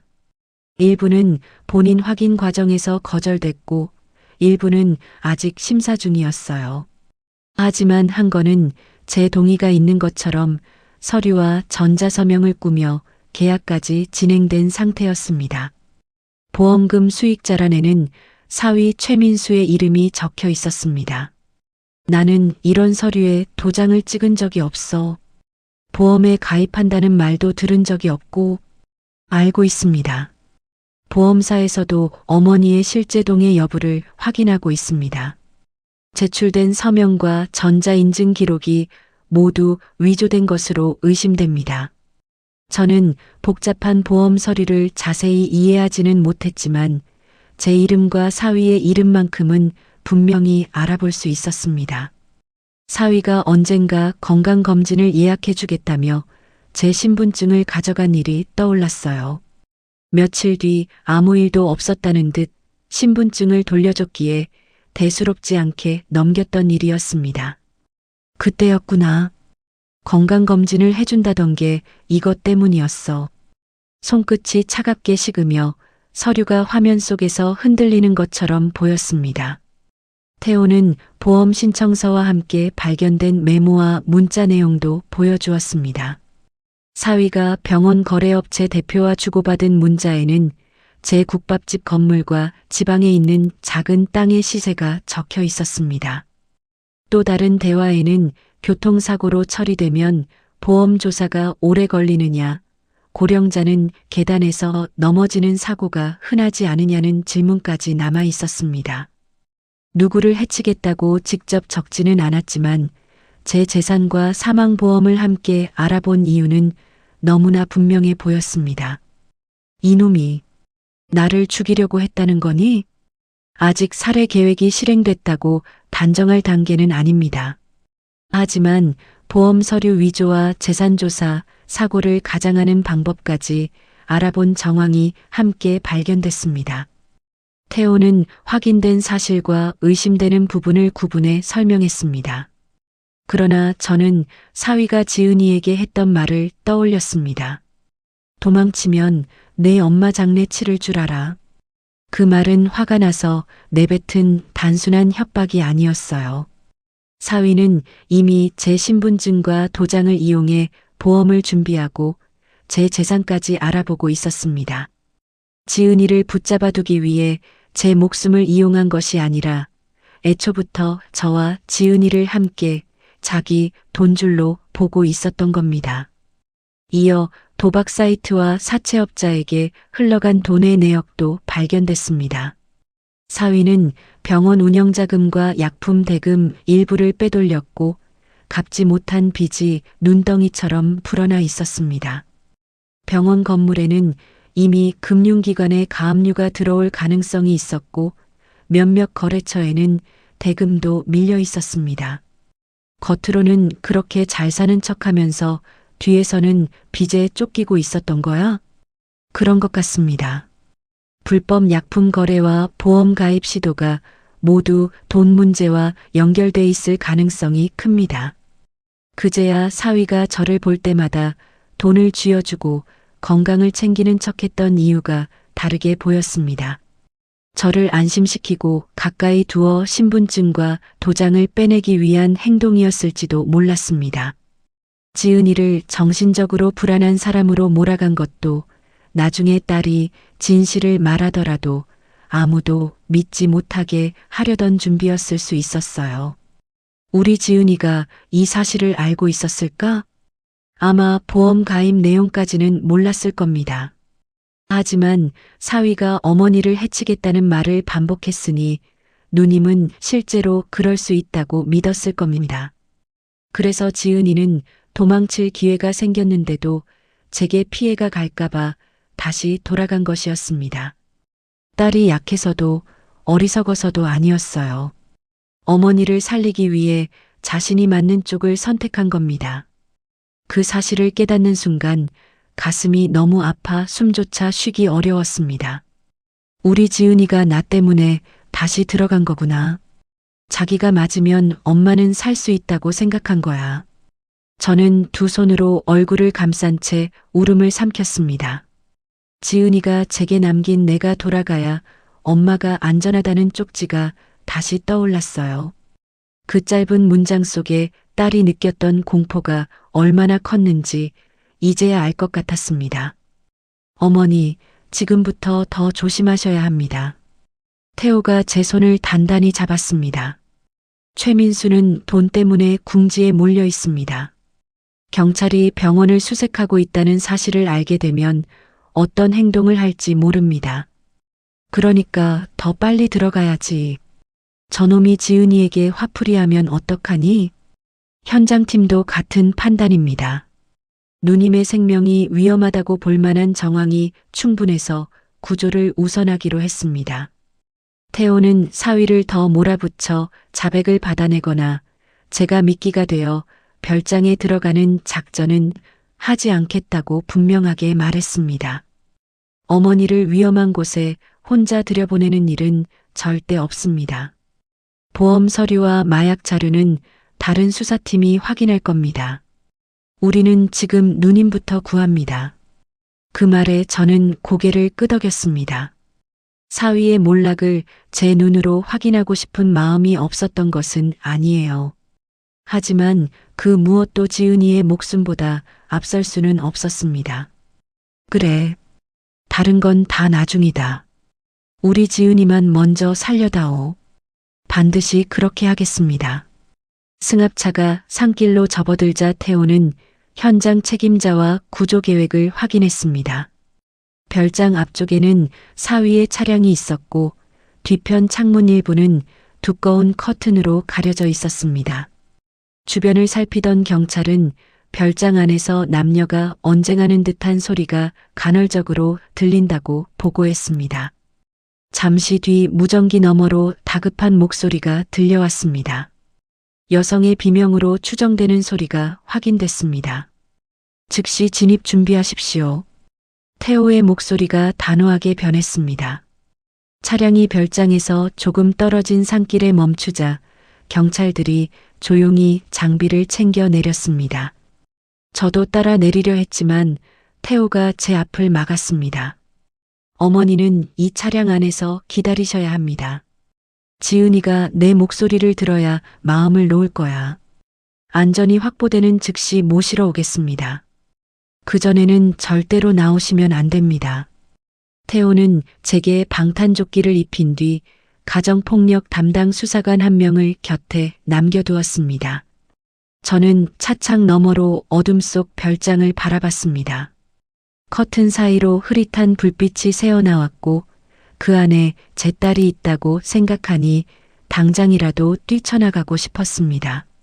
하지만 제가 약속을 어기고 현장으로 달려가면 경찰들의 구조를 방해하고 지은이까지 더 위험하게 만들 수 있었습니다. 저는 떨리는 손으로 좌석을 붙잡은 채 꼼짝하지 않고 기다렸습니다. 잠시 후 별장 뒤편을 확인하던 경찰에게서 다시 무전이 왔습니다. 후면 창문 안쪽에 여성 한 명이 쓰러져 있는 것이 보입니다. 손목이 묶여 있는 것으로 추정됩니다. 호흡은 확인됩니까? 미세하게 움직입니다. 살아있습니다. 살아있습니다. 그 네 글자를 듣는 순간 눈물이 왈칵 쏟아졌습니다. 우리 지은이 살아있대요? 정말 살아있는 거죠? 곁에 있던 수사관이 제 손을 잡고 고개를 끄덕였습니다. 네. 지금 바로 들어갈 겁니다. 그러나 안도할 틈도 없었습니다. 별장 안에서 무언가 넘어지는 소리와 함께 남자의 고함이 들려왔기 때문입니다. 내가 감히 밖에 신호를 보내. 곧이어 지은이의 짧은 비명이 어둠 속을 갈랐습니다. 엄마. 희미했지만 분명 제 딸의 목소리였습니다. 지은아. 저도 모르게 차 문을 열려고 했습니다. 수사관이 다급히 저를 붙잡은 바로 그 순간 태호의 진입 명령이 무전기에서 울렸습니다. 피해자 생명이 위험합니다. 즉시 진입하십시오. 경찰들이 별장 현관과 뒤편 출입문을 향해 동시에 달려갔습니다. 잠시 뒤 어둠을 가르며 문이 부서지는 둔탁한 소리가 울려 퍼졌습니다. 저는 두 손을 모아 쥔 채 제발 늦지 않았기를, 지은이가 살아서 다시 제 품에 돌아오기를 빌고 또 빌었습니다. 별장 현관문이 부서지는 소리가 산속의 고요를 뒤흔들었습니다. 경찰입니다. 움직이지 마십시오.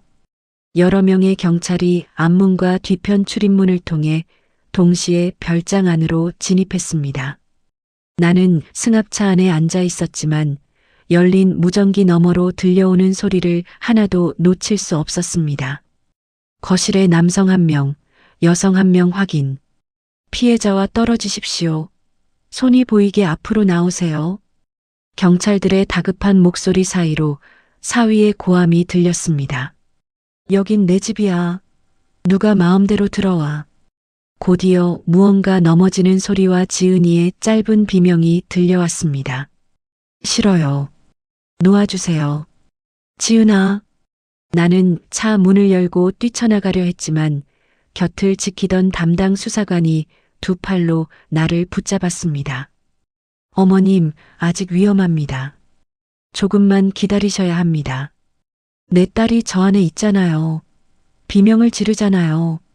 진입한 경찰들이 바로 앞에 있습니다. 지금 어머님이 들어가시면 지은 씨가 더 위험해질 수 있어요. 머리로는 그 말이 맞다는 것을 알면서도 몸이 말을 듣지 않았습니다. 차 문을 붙잡고 발버둥을 치는데 무전기에서 다시 보고가 들려왔습니다. 남성이 피해자 팔을 붙잡고 있습니다. 최민수 씨, 지금 즉시 아내에게서 떨어지십시오. 사위는 경찰이 들이닥치자 지은이의 팔을 붙잡고 자신의 앞에 세웠습니다. 지은이를 걱정해서가 아니었어요. 경찰이 자신에게 가까이 오지 못하도록 제 아픈 딸을 방패처럼 붙잡은 겁니다. 다들 물러나.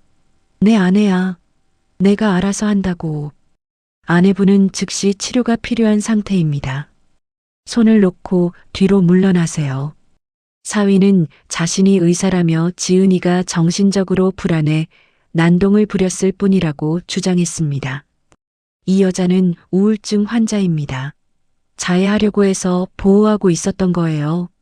하지만 바닥에 쓰러진 지은이의 손목에는 묶였던 자국이 선명했고 방 안에는 끊어진 줄과 잠금 장치가 남아 있었습니다. 경찰들은 사위의 말을 듣고 물러서지 않았습니다. 최민수 씨, 마지막으로 경고합니다. 피해자에게서 손을 떼십시오. 그때 지은이가 남은 힘을 다해 사위의 팔을 밀쳐냈습니다. 놔줘요. 이제 그만해요. 사위의 손에서 잠시 벗어난 지은이는 제대로 서 있지도 못한 채 바닥으로 쓰러졌습니다. 경찰 2명이 곧바로 지은이와 사위 사이를 가로막았고 다른 경찰들이 사위의 양팔을 붙잡아 제압했습니다. 무슨 짓이야? 내가 누군지 알아? 저항하지 마십시오. 계속 저항하면 더 강하게 제압하겠습니다. 사위는 처음에는 소리를 지르며 몸부림쳤지만 여러 명의 경찰에게 둘러싸이자 점차 기세가 꺾였습니다.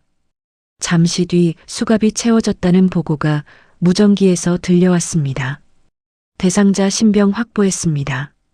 피해자 의식 확인 중입니다. 그 말을 듣는 순간 나는 차 바닥에 주저앉을 뻔했습니다.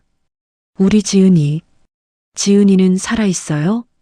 담당 수사관이 무전기로 안쪽 상황을 확인했습니다. 피해자 의식 있습니다. 호흡도 확인됐습니다. 구급대 진입 요청합니다. 살아있다는 말을 들었는데도 눈물이 멈추지 않았습니다. 다만 의식이 있다는 것과 무사하다는 것은 전혀 다른 말이었어요. 얼마나 맞았는지, 어떤 약을 먹었는지, 다시 예전처럼 살아갈 수 있을지 아무것도 알 수 없었거든요. 몇 분 뒤 태호가 별장 현관으로 뛰어나왔습니다. 그의 얼굴에는 땀이 흘렀고 평소의 침착한 표정은 사라져 있었습니다. 어머니, 태호야, 우리 지은이 어디 있니? 내가 들어가도 되니? 최민수는 제압됐습니다. 그런데 누님이 많이 놀란 상태입니다. 천천히 들어가셔야 합니다. 태호는 내 팔을 단단히 붙잡고 별장 안으로 안내했습니다. 현관을 넘는 순간 코를 찌르는 담배 냄새와 눅눅한 곰팡이 냄새가 한꺼번에 밀려왔습니다. 거실 바닥에는 깨진 물건과 엎어진 의자가 어지럽게 널려 있었어요. 방 한쪽에는 지은이가 덮었던 듯한 얇은 담요와 물병 하나가 놓여 있었습니다. 사람이 쉬기 위해 온 별장이 아니었습니다. 누군가를 외부와 완전히 떨어뜨려 놓기 위한 감옥이나 다름없었어요. 거실 구석에는 구급대원들이 지은이의 상태를 살피고 있었습니다. 지은이는 얇은 옷을 입은 채 담요를 두르고 바닥에 누워 있었어요. 머리카락은 엉켜 있었고 얼굴과 팔에는 오래된 멍과 새로 생긴 상처가 함께 남아 있었습니다. 지은아. 내가 이름을 부르자 지은이의 감긴 눈꺼풀이 가늘게 떨렸습니다. 엄마. 그래, 엄마야. 엄마 왔어. 나는 딸에게 달려가고 싶었지만 갑자기 손을 대면 지은이가 놀랄 수 있다는 구급대원의 말에 그 자리에서 멈췄습니다. 바닥에 무릎을 꿇고 딸의 눈높이에 맞춘 뒤 두 손을 천천히 내밀었습니다. 지은아, 엄마가 손 잡아도 될까? 지은이는 한동안 초점 없는 눈으로 나를 바라봤습니다. 그러다 조심스럽게 손가락을 움직여 내 손끝에 가져다 댔어요. 그 작은 손길이 닿는 순간 나는 참았던 울음을 터뜨렸습니다.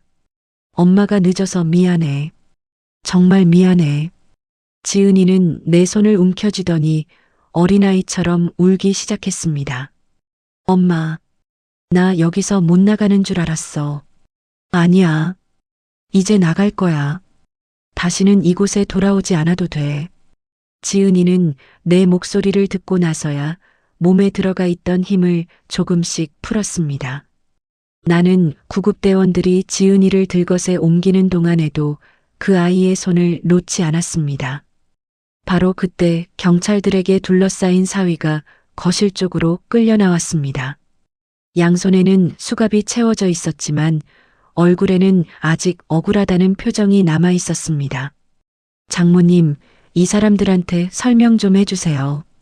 사위는 상황이 자신에게 불리하다는 것을 깨닫자 갑자기 내게 도움을 청했습니다. 지은이가 원래 많이 불안했잖아요. 제가 보호하려고 여기 데려온 것뿐입니다. 장모님도 알고 계시잖아요. 나는 대답하지 않고 지은이의 손만 더 단단히 잡았습니다. 장모님, 부부 사이에 조금 다툰 것 가지고 이렇게까지 하실 필요는 없잖아요. 제가 지은이한테 사과하겠습니다. 사위는 여전히 자신이 저지른 일을 부부 싸움 정도로 축소하려 했습니다. 그때 현관 쪽에서 태호가 천천히 걸어왔습니다. 최민수 씨. 낮고 단단한 목소리가 들리자 사위가 고개를 돌렸습니다. 태호의 얼굴을 확인한 순간 사위의 표정이 눈에 띄게 달라졌어요. 강태호 반장. 병원의 약품 유출 문제를 조사하는 과정에서 태호의 이름을 들었던 모양이었습니다. 사위는 조금 전까지의 오만한 태도를 잃고 입술을 떨기 시작했습니다. 왜 강 반장님이 여기 계십니까? 당신 병원에서 발견된 약품 자료와 자금 흐름을 수사 중입니다. 오늘은 그보다 먼저 감금된 피해자를 구조하러 왔고요. 그건 오해입니다. 누가 무슨 말을 했는지는 모르겠지만 전부 설명할 수 있습니다. 설명은 조사실에서 하십시오. 태호가 병원의 수색 사실과 보험 서류가 확보됐다는 말을 꺼내자 사위의 얼굴에서 핏기가 사라졌습니다. 보험 서류까지 보셨습니까? 박순자 어머니의 동의 없이 제출된 신청서와 신분증 사본도 확보했습니다. 사위의 다리가 눈에 띄게 흔들리기 시작했습니다. 집에서는 딸을 위협하고 내게 큰 소리 치던 사람이 태호 앞에서는 제대로 눈도 마주치지 못했어요. 강 반장님, 잠깐만요. 그건 제가 직접 한 일이 아닙니다. 직원이 실수한 겁니다. 본인 전자서명과 원장실에서 발견된 자료입니다. 저는 정말 사람을 해치려고 한 적은 없습니다. 빚 때문에 잠깐 잘못된 생각을 했을 뿐입니다. 태호가 한 걸음 다가가자 사위는 본능적으로 뒤로 물러섰습니다. 뒤로 움직이지 마십시오. 경찰이 사위의 팔을 붙잡자 그는 더 이상 버티지 못하고 내 쪽을 바라봤습니다. 장모님, 저 좀 살려주세요. 그 말이 사위의 입에서 나오는 순간 귀를 의심했습니다. 딸에게는 도망치면 어머니의 장례를 치르게 하겠다고 협박했던 사람이 이제는 바로 그 어머니에게 살려달라고 애원하고 있었습니다. 장모님, 제가 잘못했습니다. 지은이 치료비도 다 책임지겠습니다. 한 번만 용서해달라고 말씀해주세요.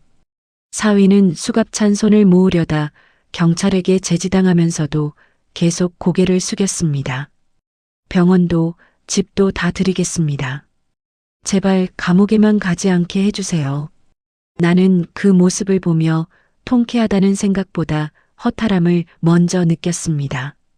이렇게 겁이 많은 사람이 집안에서는 자신보다 약한 아내를 상대로 그토록 잔인하게 굴었던 겁니다.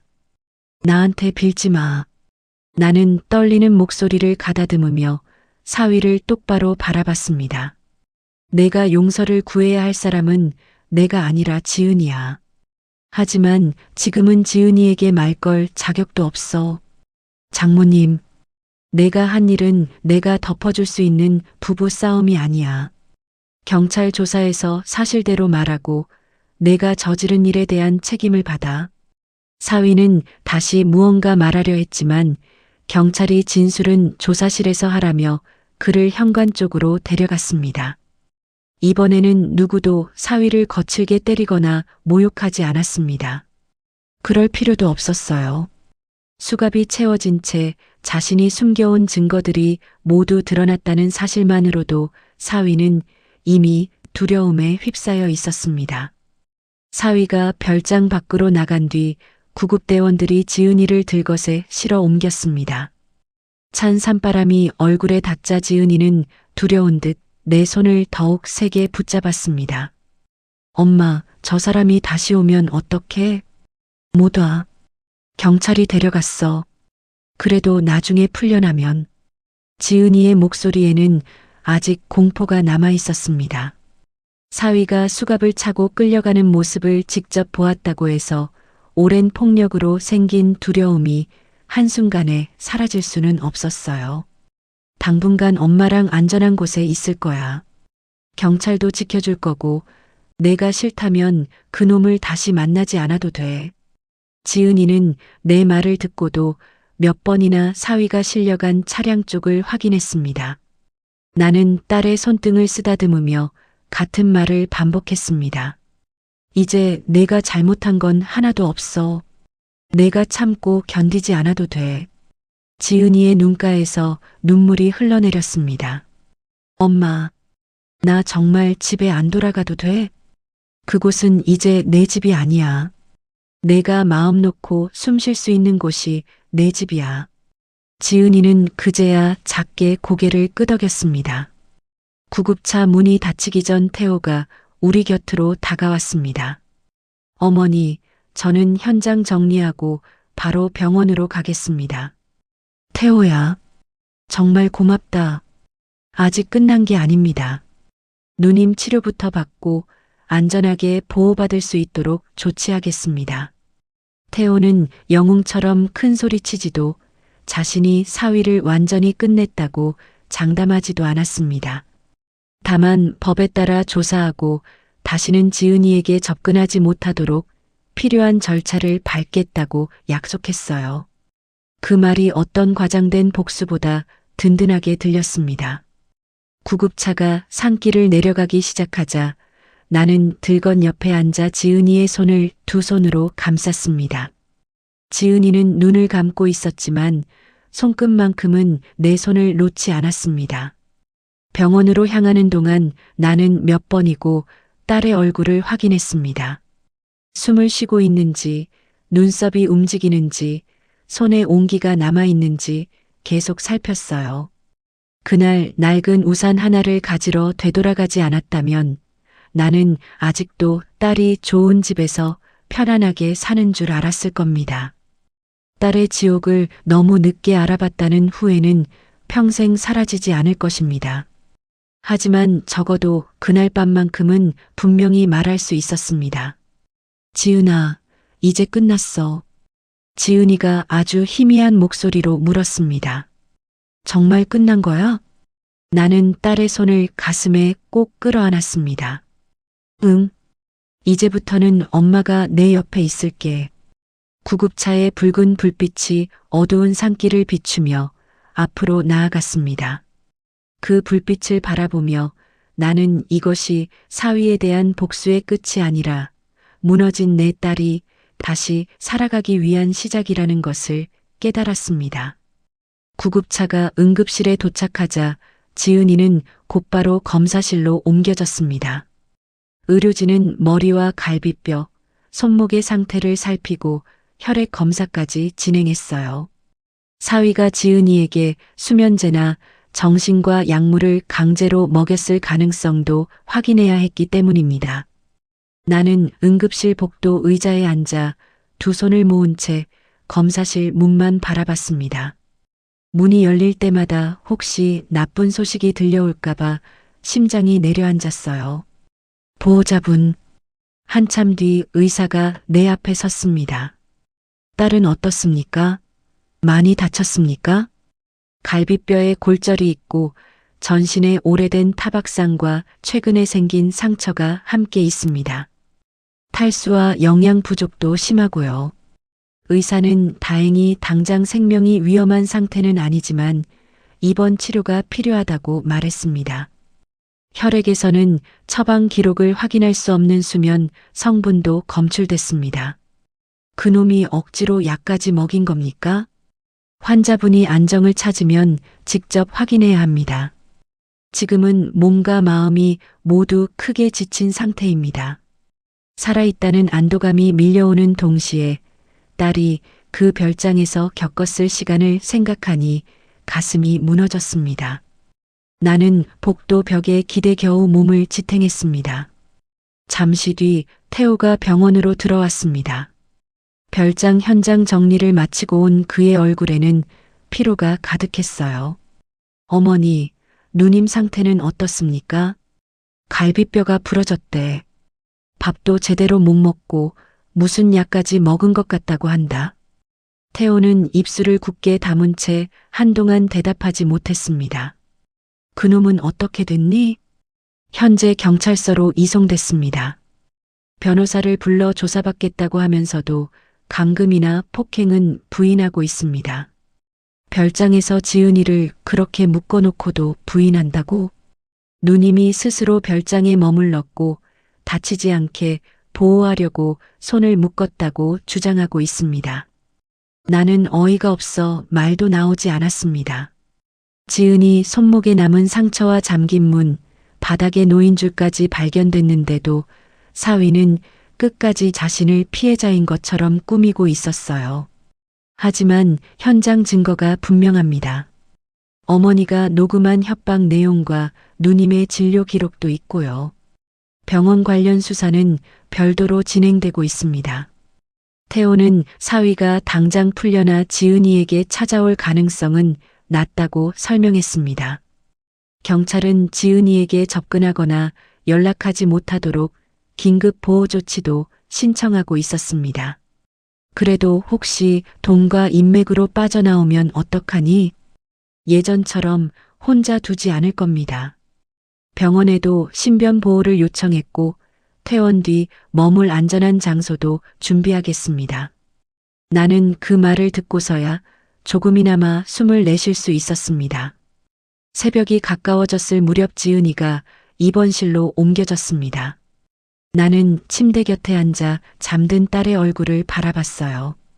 붓기가 오른 뺨과 갈라진 입술, 손목을 감싼 붕대가 눈에 들어올 때마다 죄책감이 밀려왔습니다. 엄마가 너무 늦게 알아봤어. 나는 지은이의 손등 위에 손을 얹고 작은 목소리로 말했습니다. 내가 그렇게 힘들게 살고 있었는데 좋은 집에서 호강한다고 좋아했어. 미안하다, 지은아. 잠들어 있던 지은이의 손가락이 아주 약하게 움직였습니다. 엄마. 그래. 엄마 여기 있어. 지은이가 천천히 눈을 떴습니다. 한동안 낯선 병실을 둘러보던 지은이의 얼굴에 갑자기 두려움이 번졌습니다. 그 사람은요? 여기로 오면 어떡해? 경찰이 데려갔어. 병원에 들어오지도 못하고 너한테 전화도 못하게 할 거야. 정말 못 와요? 응. 태호도 밖에 있고 경찰도 지켜주고 있어. 그제야 지은이는 굳게 움켜쥐고 있던 이불을 조금 놓았습니다. 하지만 복도에서 남자의 발소리가 들릴 때마다 몸을 움츠렸어요. 사위가 수갑을 차고 끌려가는 모습을 직접 봤어도 몸속에 남은 공포는 쉽게 사라지지 않았습니다. 지은아, 지금은 아무 말도 하지 않아도 돼. 내 몸부터 나으면 돼. 내 말에 지은이는 한참 동안 천장만 바라봤습니다. 엄마는 내가 바보 같죠? 무슨 말을 그렇게 해? 처음 맞았을 때 바로 나왔어야 했는데 못 나왔어요. 그 사람이 미안하다고 하면 또 믿었고 다시는 안 그러겠다고 하면 정말 달라질 줄 알았어요. 지은이의 눈가로 눈물이 흘렀습니다. 나중에는 엄마를 해치겠다고 했어요. 엄마 가게에 불을 지르고 사고처럼 꾸밀 수도 있다고 했어요. 그래서 내가 참고 있으면 엄마는 안전할 줄 알았어요. 나는 자리에서 일어나 지은이의 얼굴 가까이 몸을 숙였습니다. 너는 바보가 아니야. 하지만 내가 다시 그 집으로 돌아갔잖아요. 그건 내가 약해서가 아니야. 엄마를 지키려고 그런 거잖아. 나는 딸의 손을 두 손으로 감쌌습니다. 잘못한 사람은 너를 때리고 협박한 그놈 하나야. 내가 맞은 것도 도망치지 못한 것도 내 잘못이 아니야. 지은이는 입술을 떨며 고개를 저었습니다. 사람들이 왜 진작 말하지 않았느냐고 하면 어떡해요? 의사 남편을 망하게 하려고 거짓말한다고 하면요? 누가 뭐라고 하든 엄마가 내 옆에서 다 말할 거야. 엄마가 직접 들었고 직접 봤어. 병원 기록도 있고 녹음도 있어.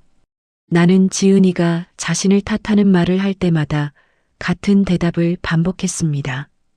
오랜 세월 사위에게서 내가 잘못해서 맞는 것이라는 말을 들어온 딸에게는 한두 번의 위로로 부족했어요. 잘못은 지은이에게 없다는 말을 수십 번, 수백 번이라도 들려줘야 했습니다. 다음 날 오후 여성 수사관 한 명이 병실을 찾아왔습니다. 수사관은 지은이의 몸 상태를 먼저 확인한 뒤 당장 진술하지 않아도 된다고 설명했습니다. 지금은 피해자분의 회복이 가장 중요합니다. 말씀하시기 힘들면 나중에 조사받으셔도 됩니다. 지은이는 불안한 눈으로 나를 바라봤습니다. 제가 말하면 그 사람이 알게 되나요? 수사 과정에서 진술 내용이 사용될 수는 있습니다. 하지만 피의자가 직접 피해자분에게 연락하거나 찾아오지 못하도록 보호 조치를 신청해 두었습니다. 나중에 풀려나면요? 위험이 계속된다고 판단되면 추가 보호 조치를 받을 수 있습니다. 안전한 숙소와 상담기관도 연계해 드릴 수 있고요. 지은이는 한참 동안 아무 말도 하지 않았습니다. 나는 결정을 재촉하지 않고 그저 손만 잡아주었어요. 사위의 뜻대로 움직이며 살아온 딸에게 또다시 누군가의 결정을 강요하고 싶지 않았습니다. 지은아, 내가 결정해. 오늘 말하지 않아도 되고 나중에 해도 돼. 지은이는 눈을 감았다가 천천히 다시 떴습니다. 말할게요. 괜찮겠니? 계속 숨기면 그 사람은 자기가 아무 잘못도 안 했다고 할 거잖아요. 지은이의 목소리는 작았지만 분명했습니다. 다시는 다른 사람 앞에서는 좋은 의사인 척하면서 집에서 이런 일을 못하게 하고 싶어요. 그 말은 사위의 허락 없이는 전화 한 통도 마음대로 걸지 못했던 지은이가 처음으로 자신의 의지를 드러낸 순간이었습니다. 수사관은 지은이가 힘들어할 때마다 조사를 멈추며 천천히 이야기를 들었습니다. 처음 폭행이 시작된 것은 결혼한 지 반년쯤 지났을 때였다고 했어요. 사위는 술을 마시고 늦게 들어온 일을 지은이가 묻자 처음으로 뺨을 때렸습니다. 다음 날에는 무릎을 꿇고 울며 사과했고 다시는 손을 대지 않겠다고 약속했습니다. 하지만 며칠 뒤 사소한 이유로 또다시 폭력을 휘둘렀습니다. 처음에는 한 달에 한 번이었어요. 나중에는 일주일에 몇 번씩 때렸어요. 사위는 폭행한 뒤 지은이의 휴대전화를 확인하고 멍이 보이지 않도록 화장과 옷차림까지 지시했습니다.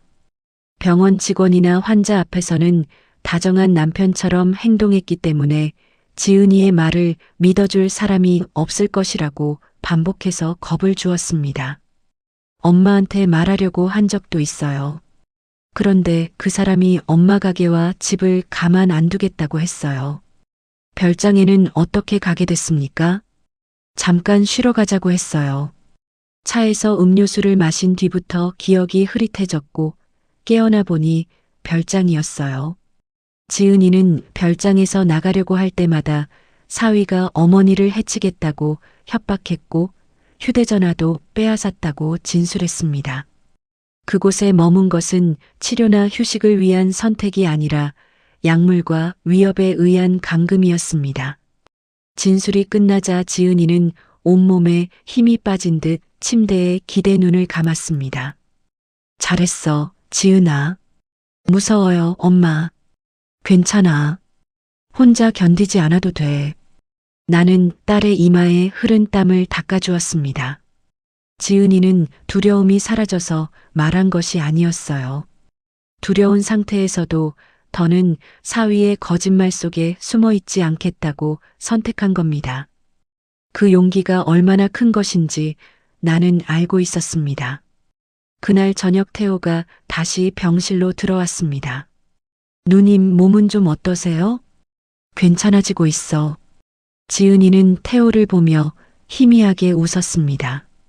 어릴 때 시장통에서 함께 밥을 먹던 태호를 지은이도 기억하고 있었어요. 오랜만에 만났는데 이런 모습이라 미안하네. 누님이 왜 미안합니까? 제가 더 일찍 찾아뵙지 못해서 죄송합니다. 태호는 사위에 대한 수사가 어떻게 진행되고 있는지 필요한 범위 안에서 설명했습니다.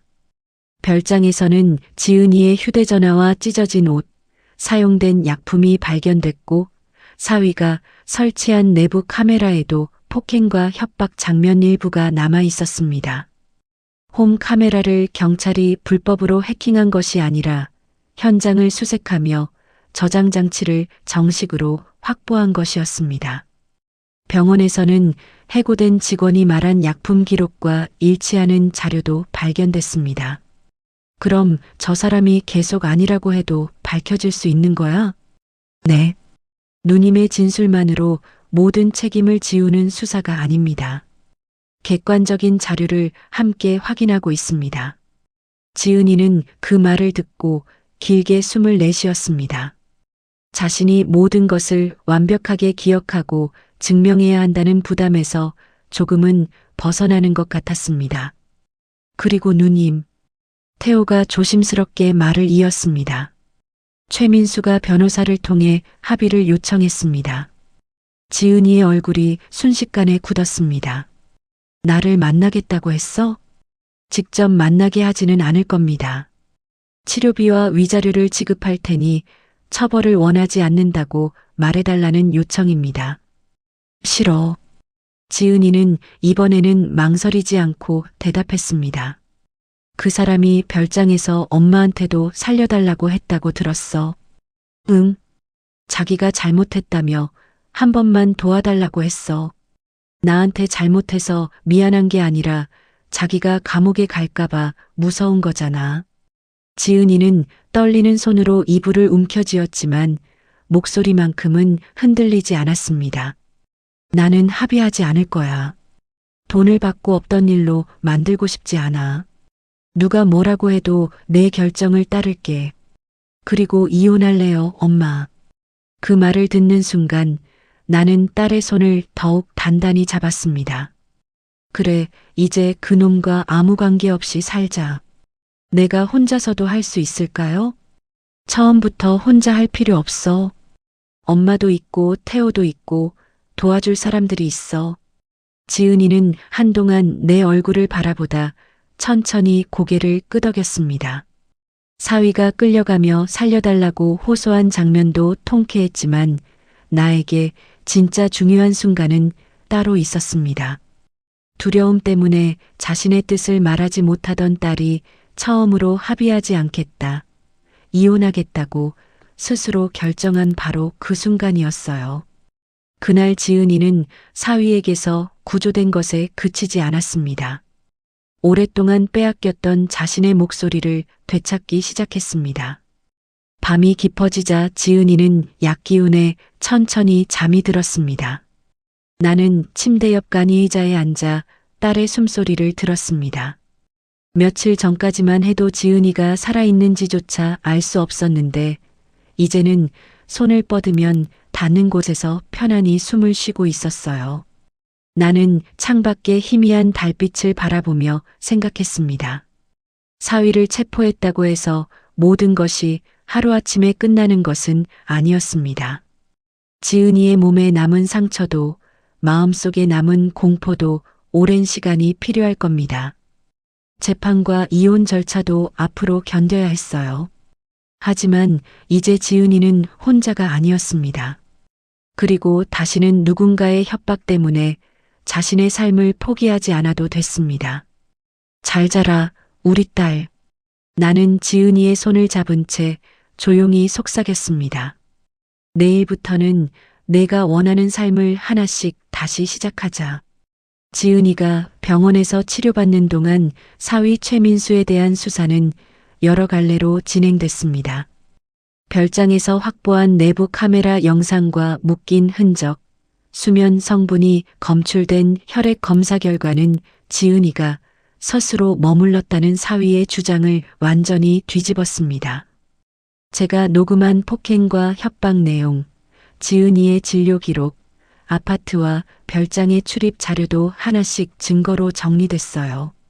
병원에서는 허가 없이 빼돌린 향정신성 의약품과 허위로 작성된 사용 기록이 발견됐습니다.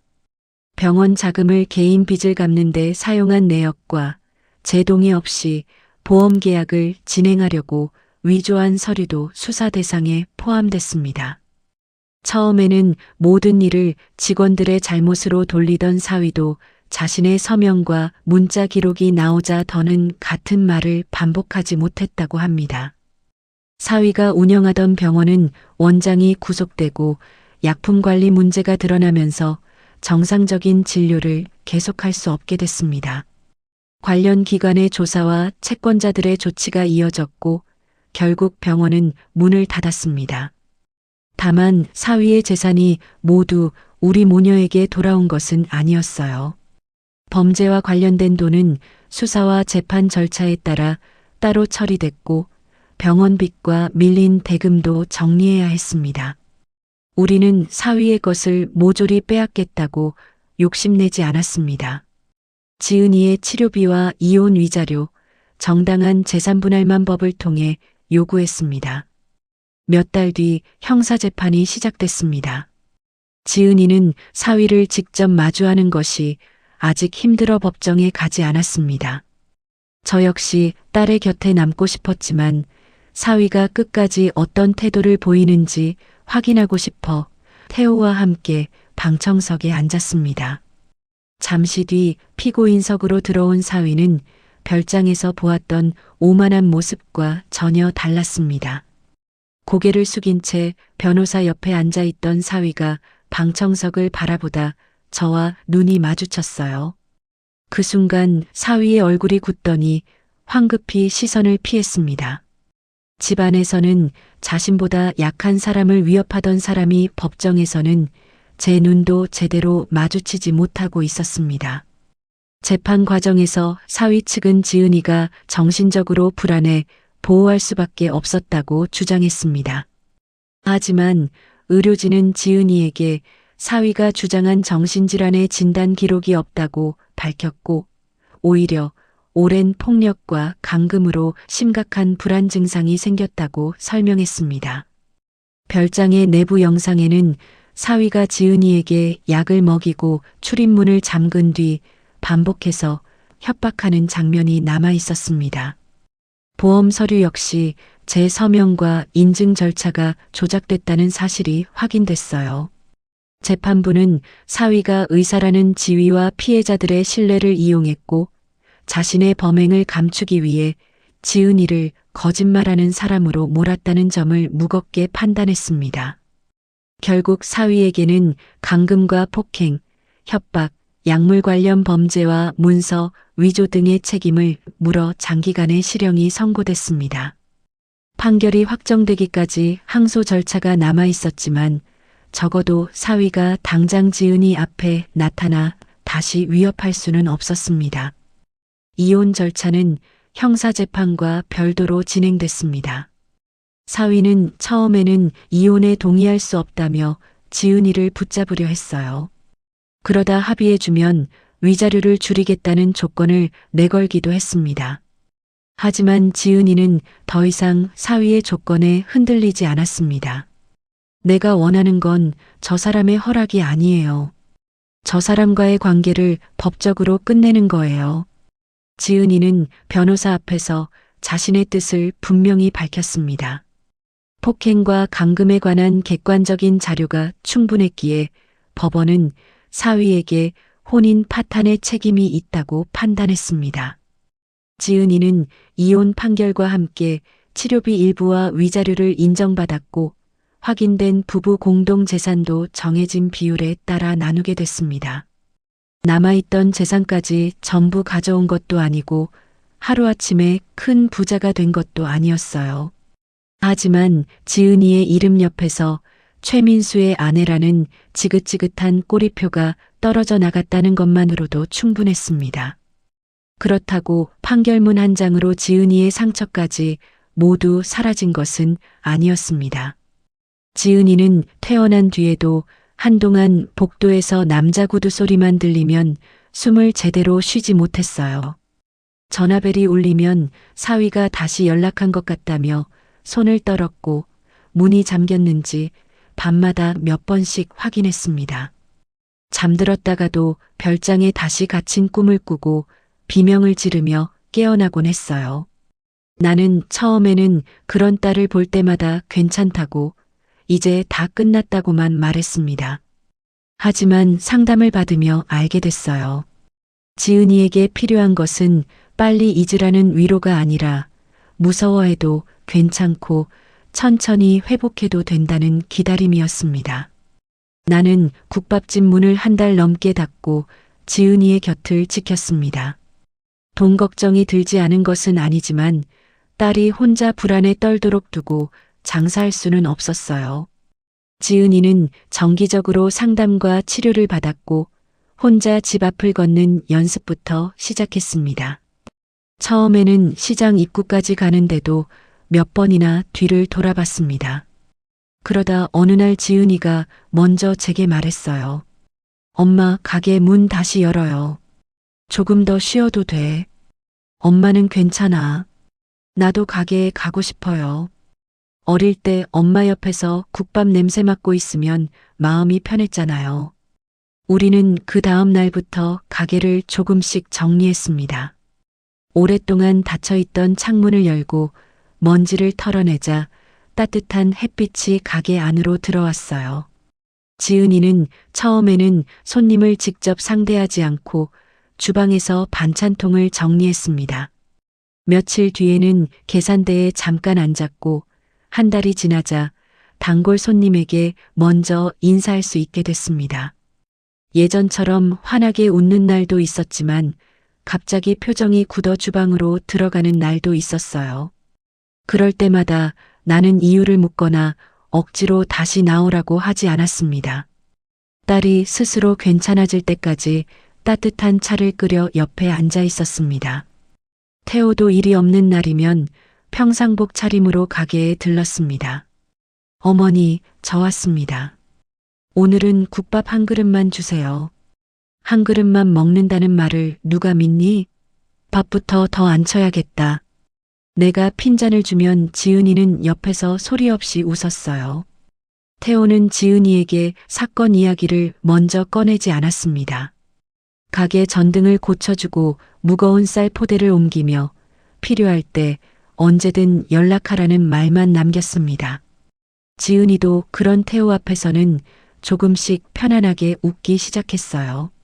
내가 낳은 자식은 아니지만 어려울 때 우리 곁을 지켜준 태호 역시 이제는 분명한 우리 가족이었습니다. 어느 비 오는 오후였습니다. 장사를 마치고 가게 문을 닫으려는데 지은이가 처마 밑에 서서 한참 빗줄기를 바라봤습니다. 나는 혹시 그날의 일이 떠올랐나 싶어 조심스럽게 물었어요. 지은아, 괜찮니? 지은이는 잠시 대답하지 않다가 제 손을 잡았습니다.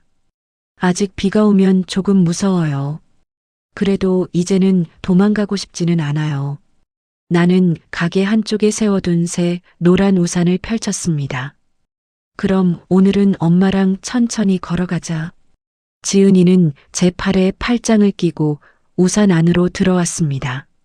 우리는 빗물이 고인 시장 골목을 서두르지 않고 나란히 걸었습니다. 예전에 두고 온 낡은 우산은 제 딸의 지옥을 알게 해주었습니다.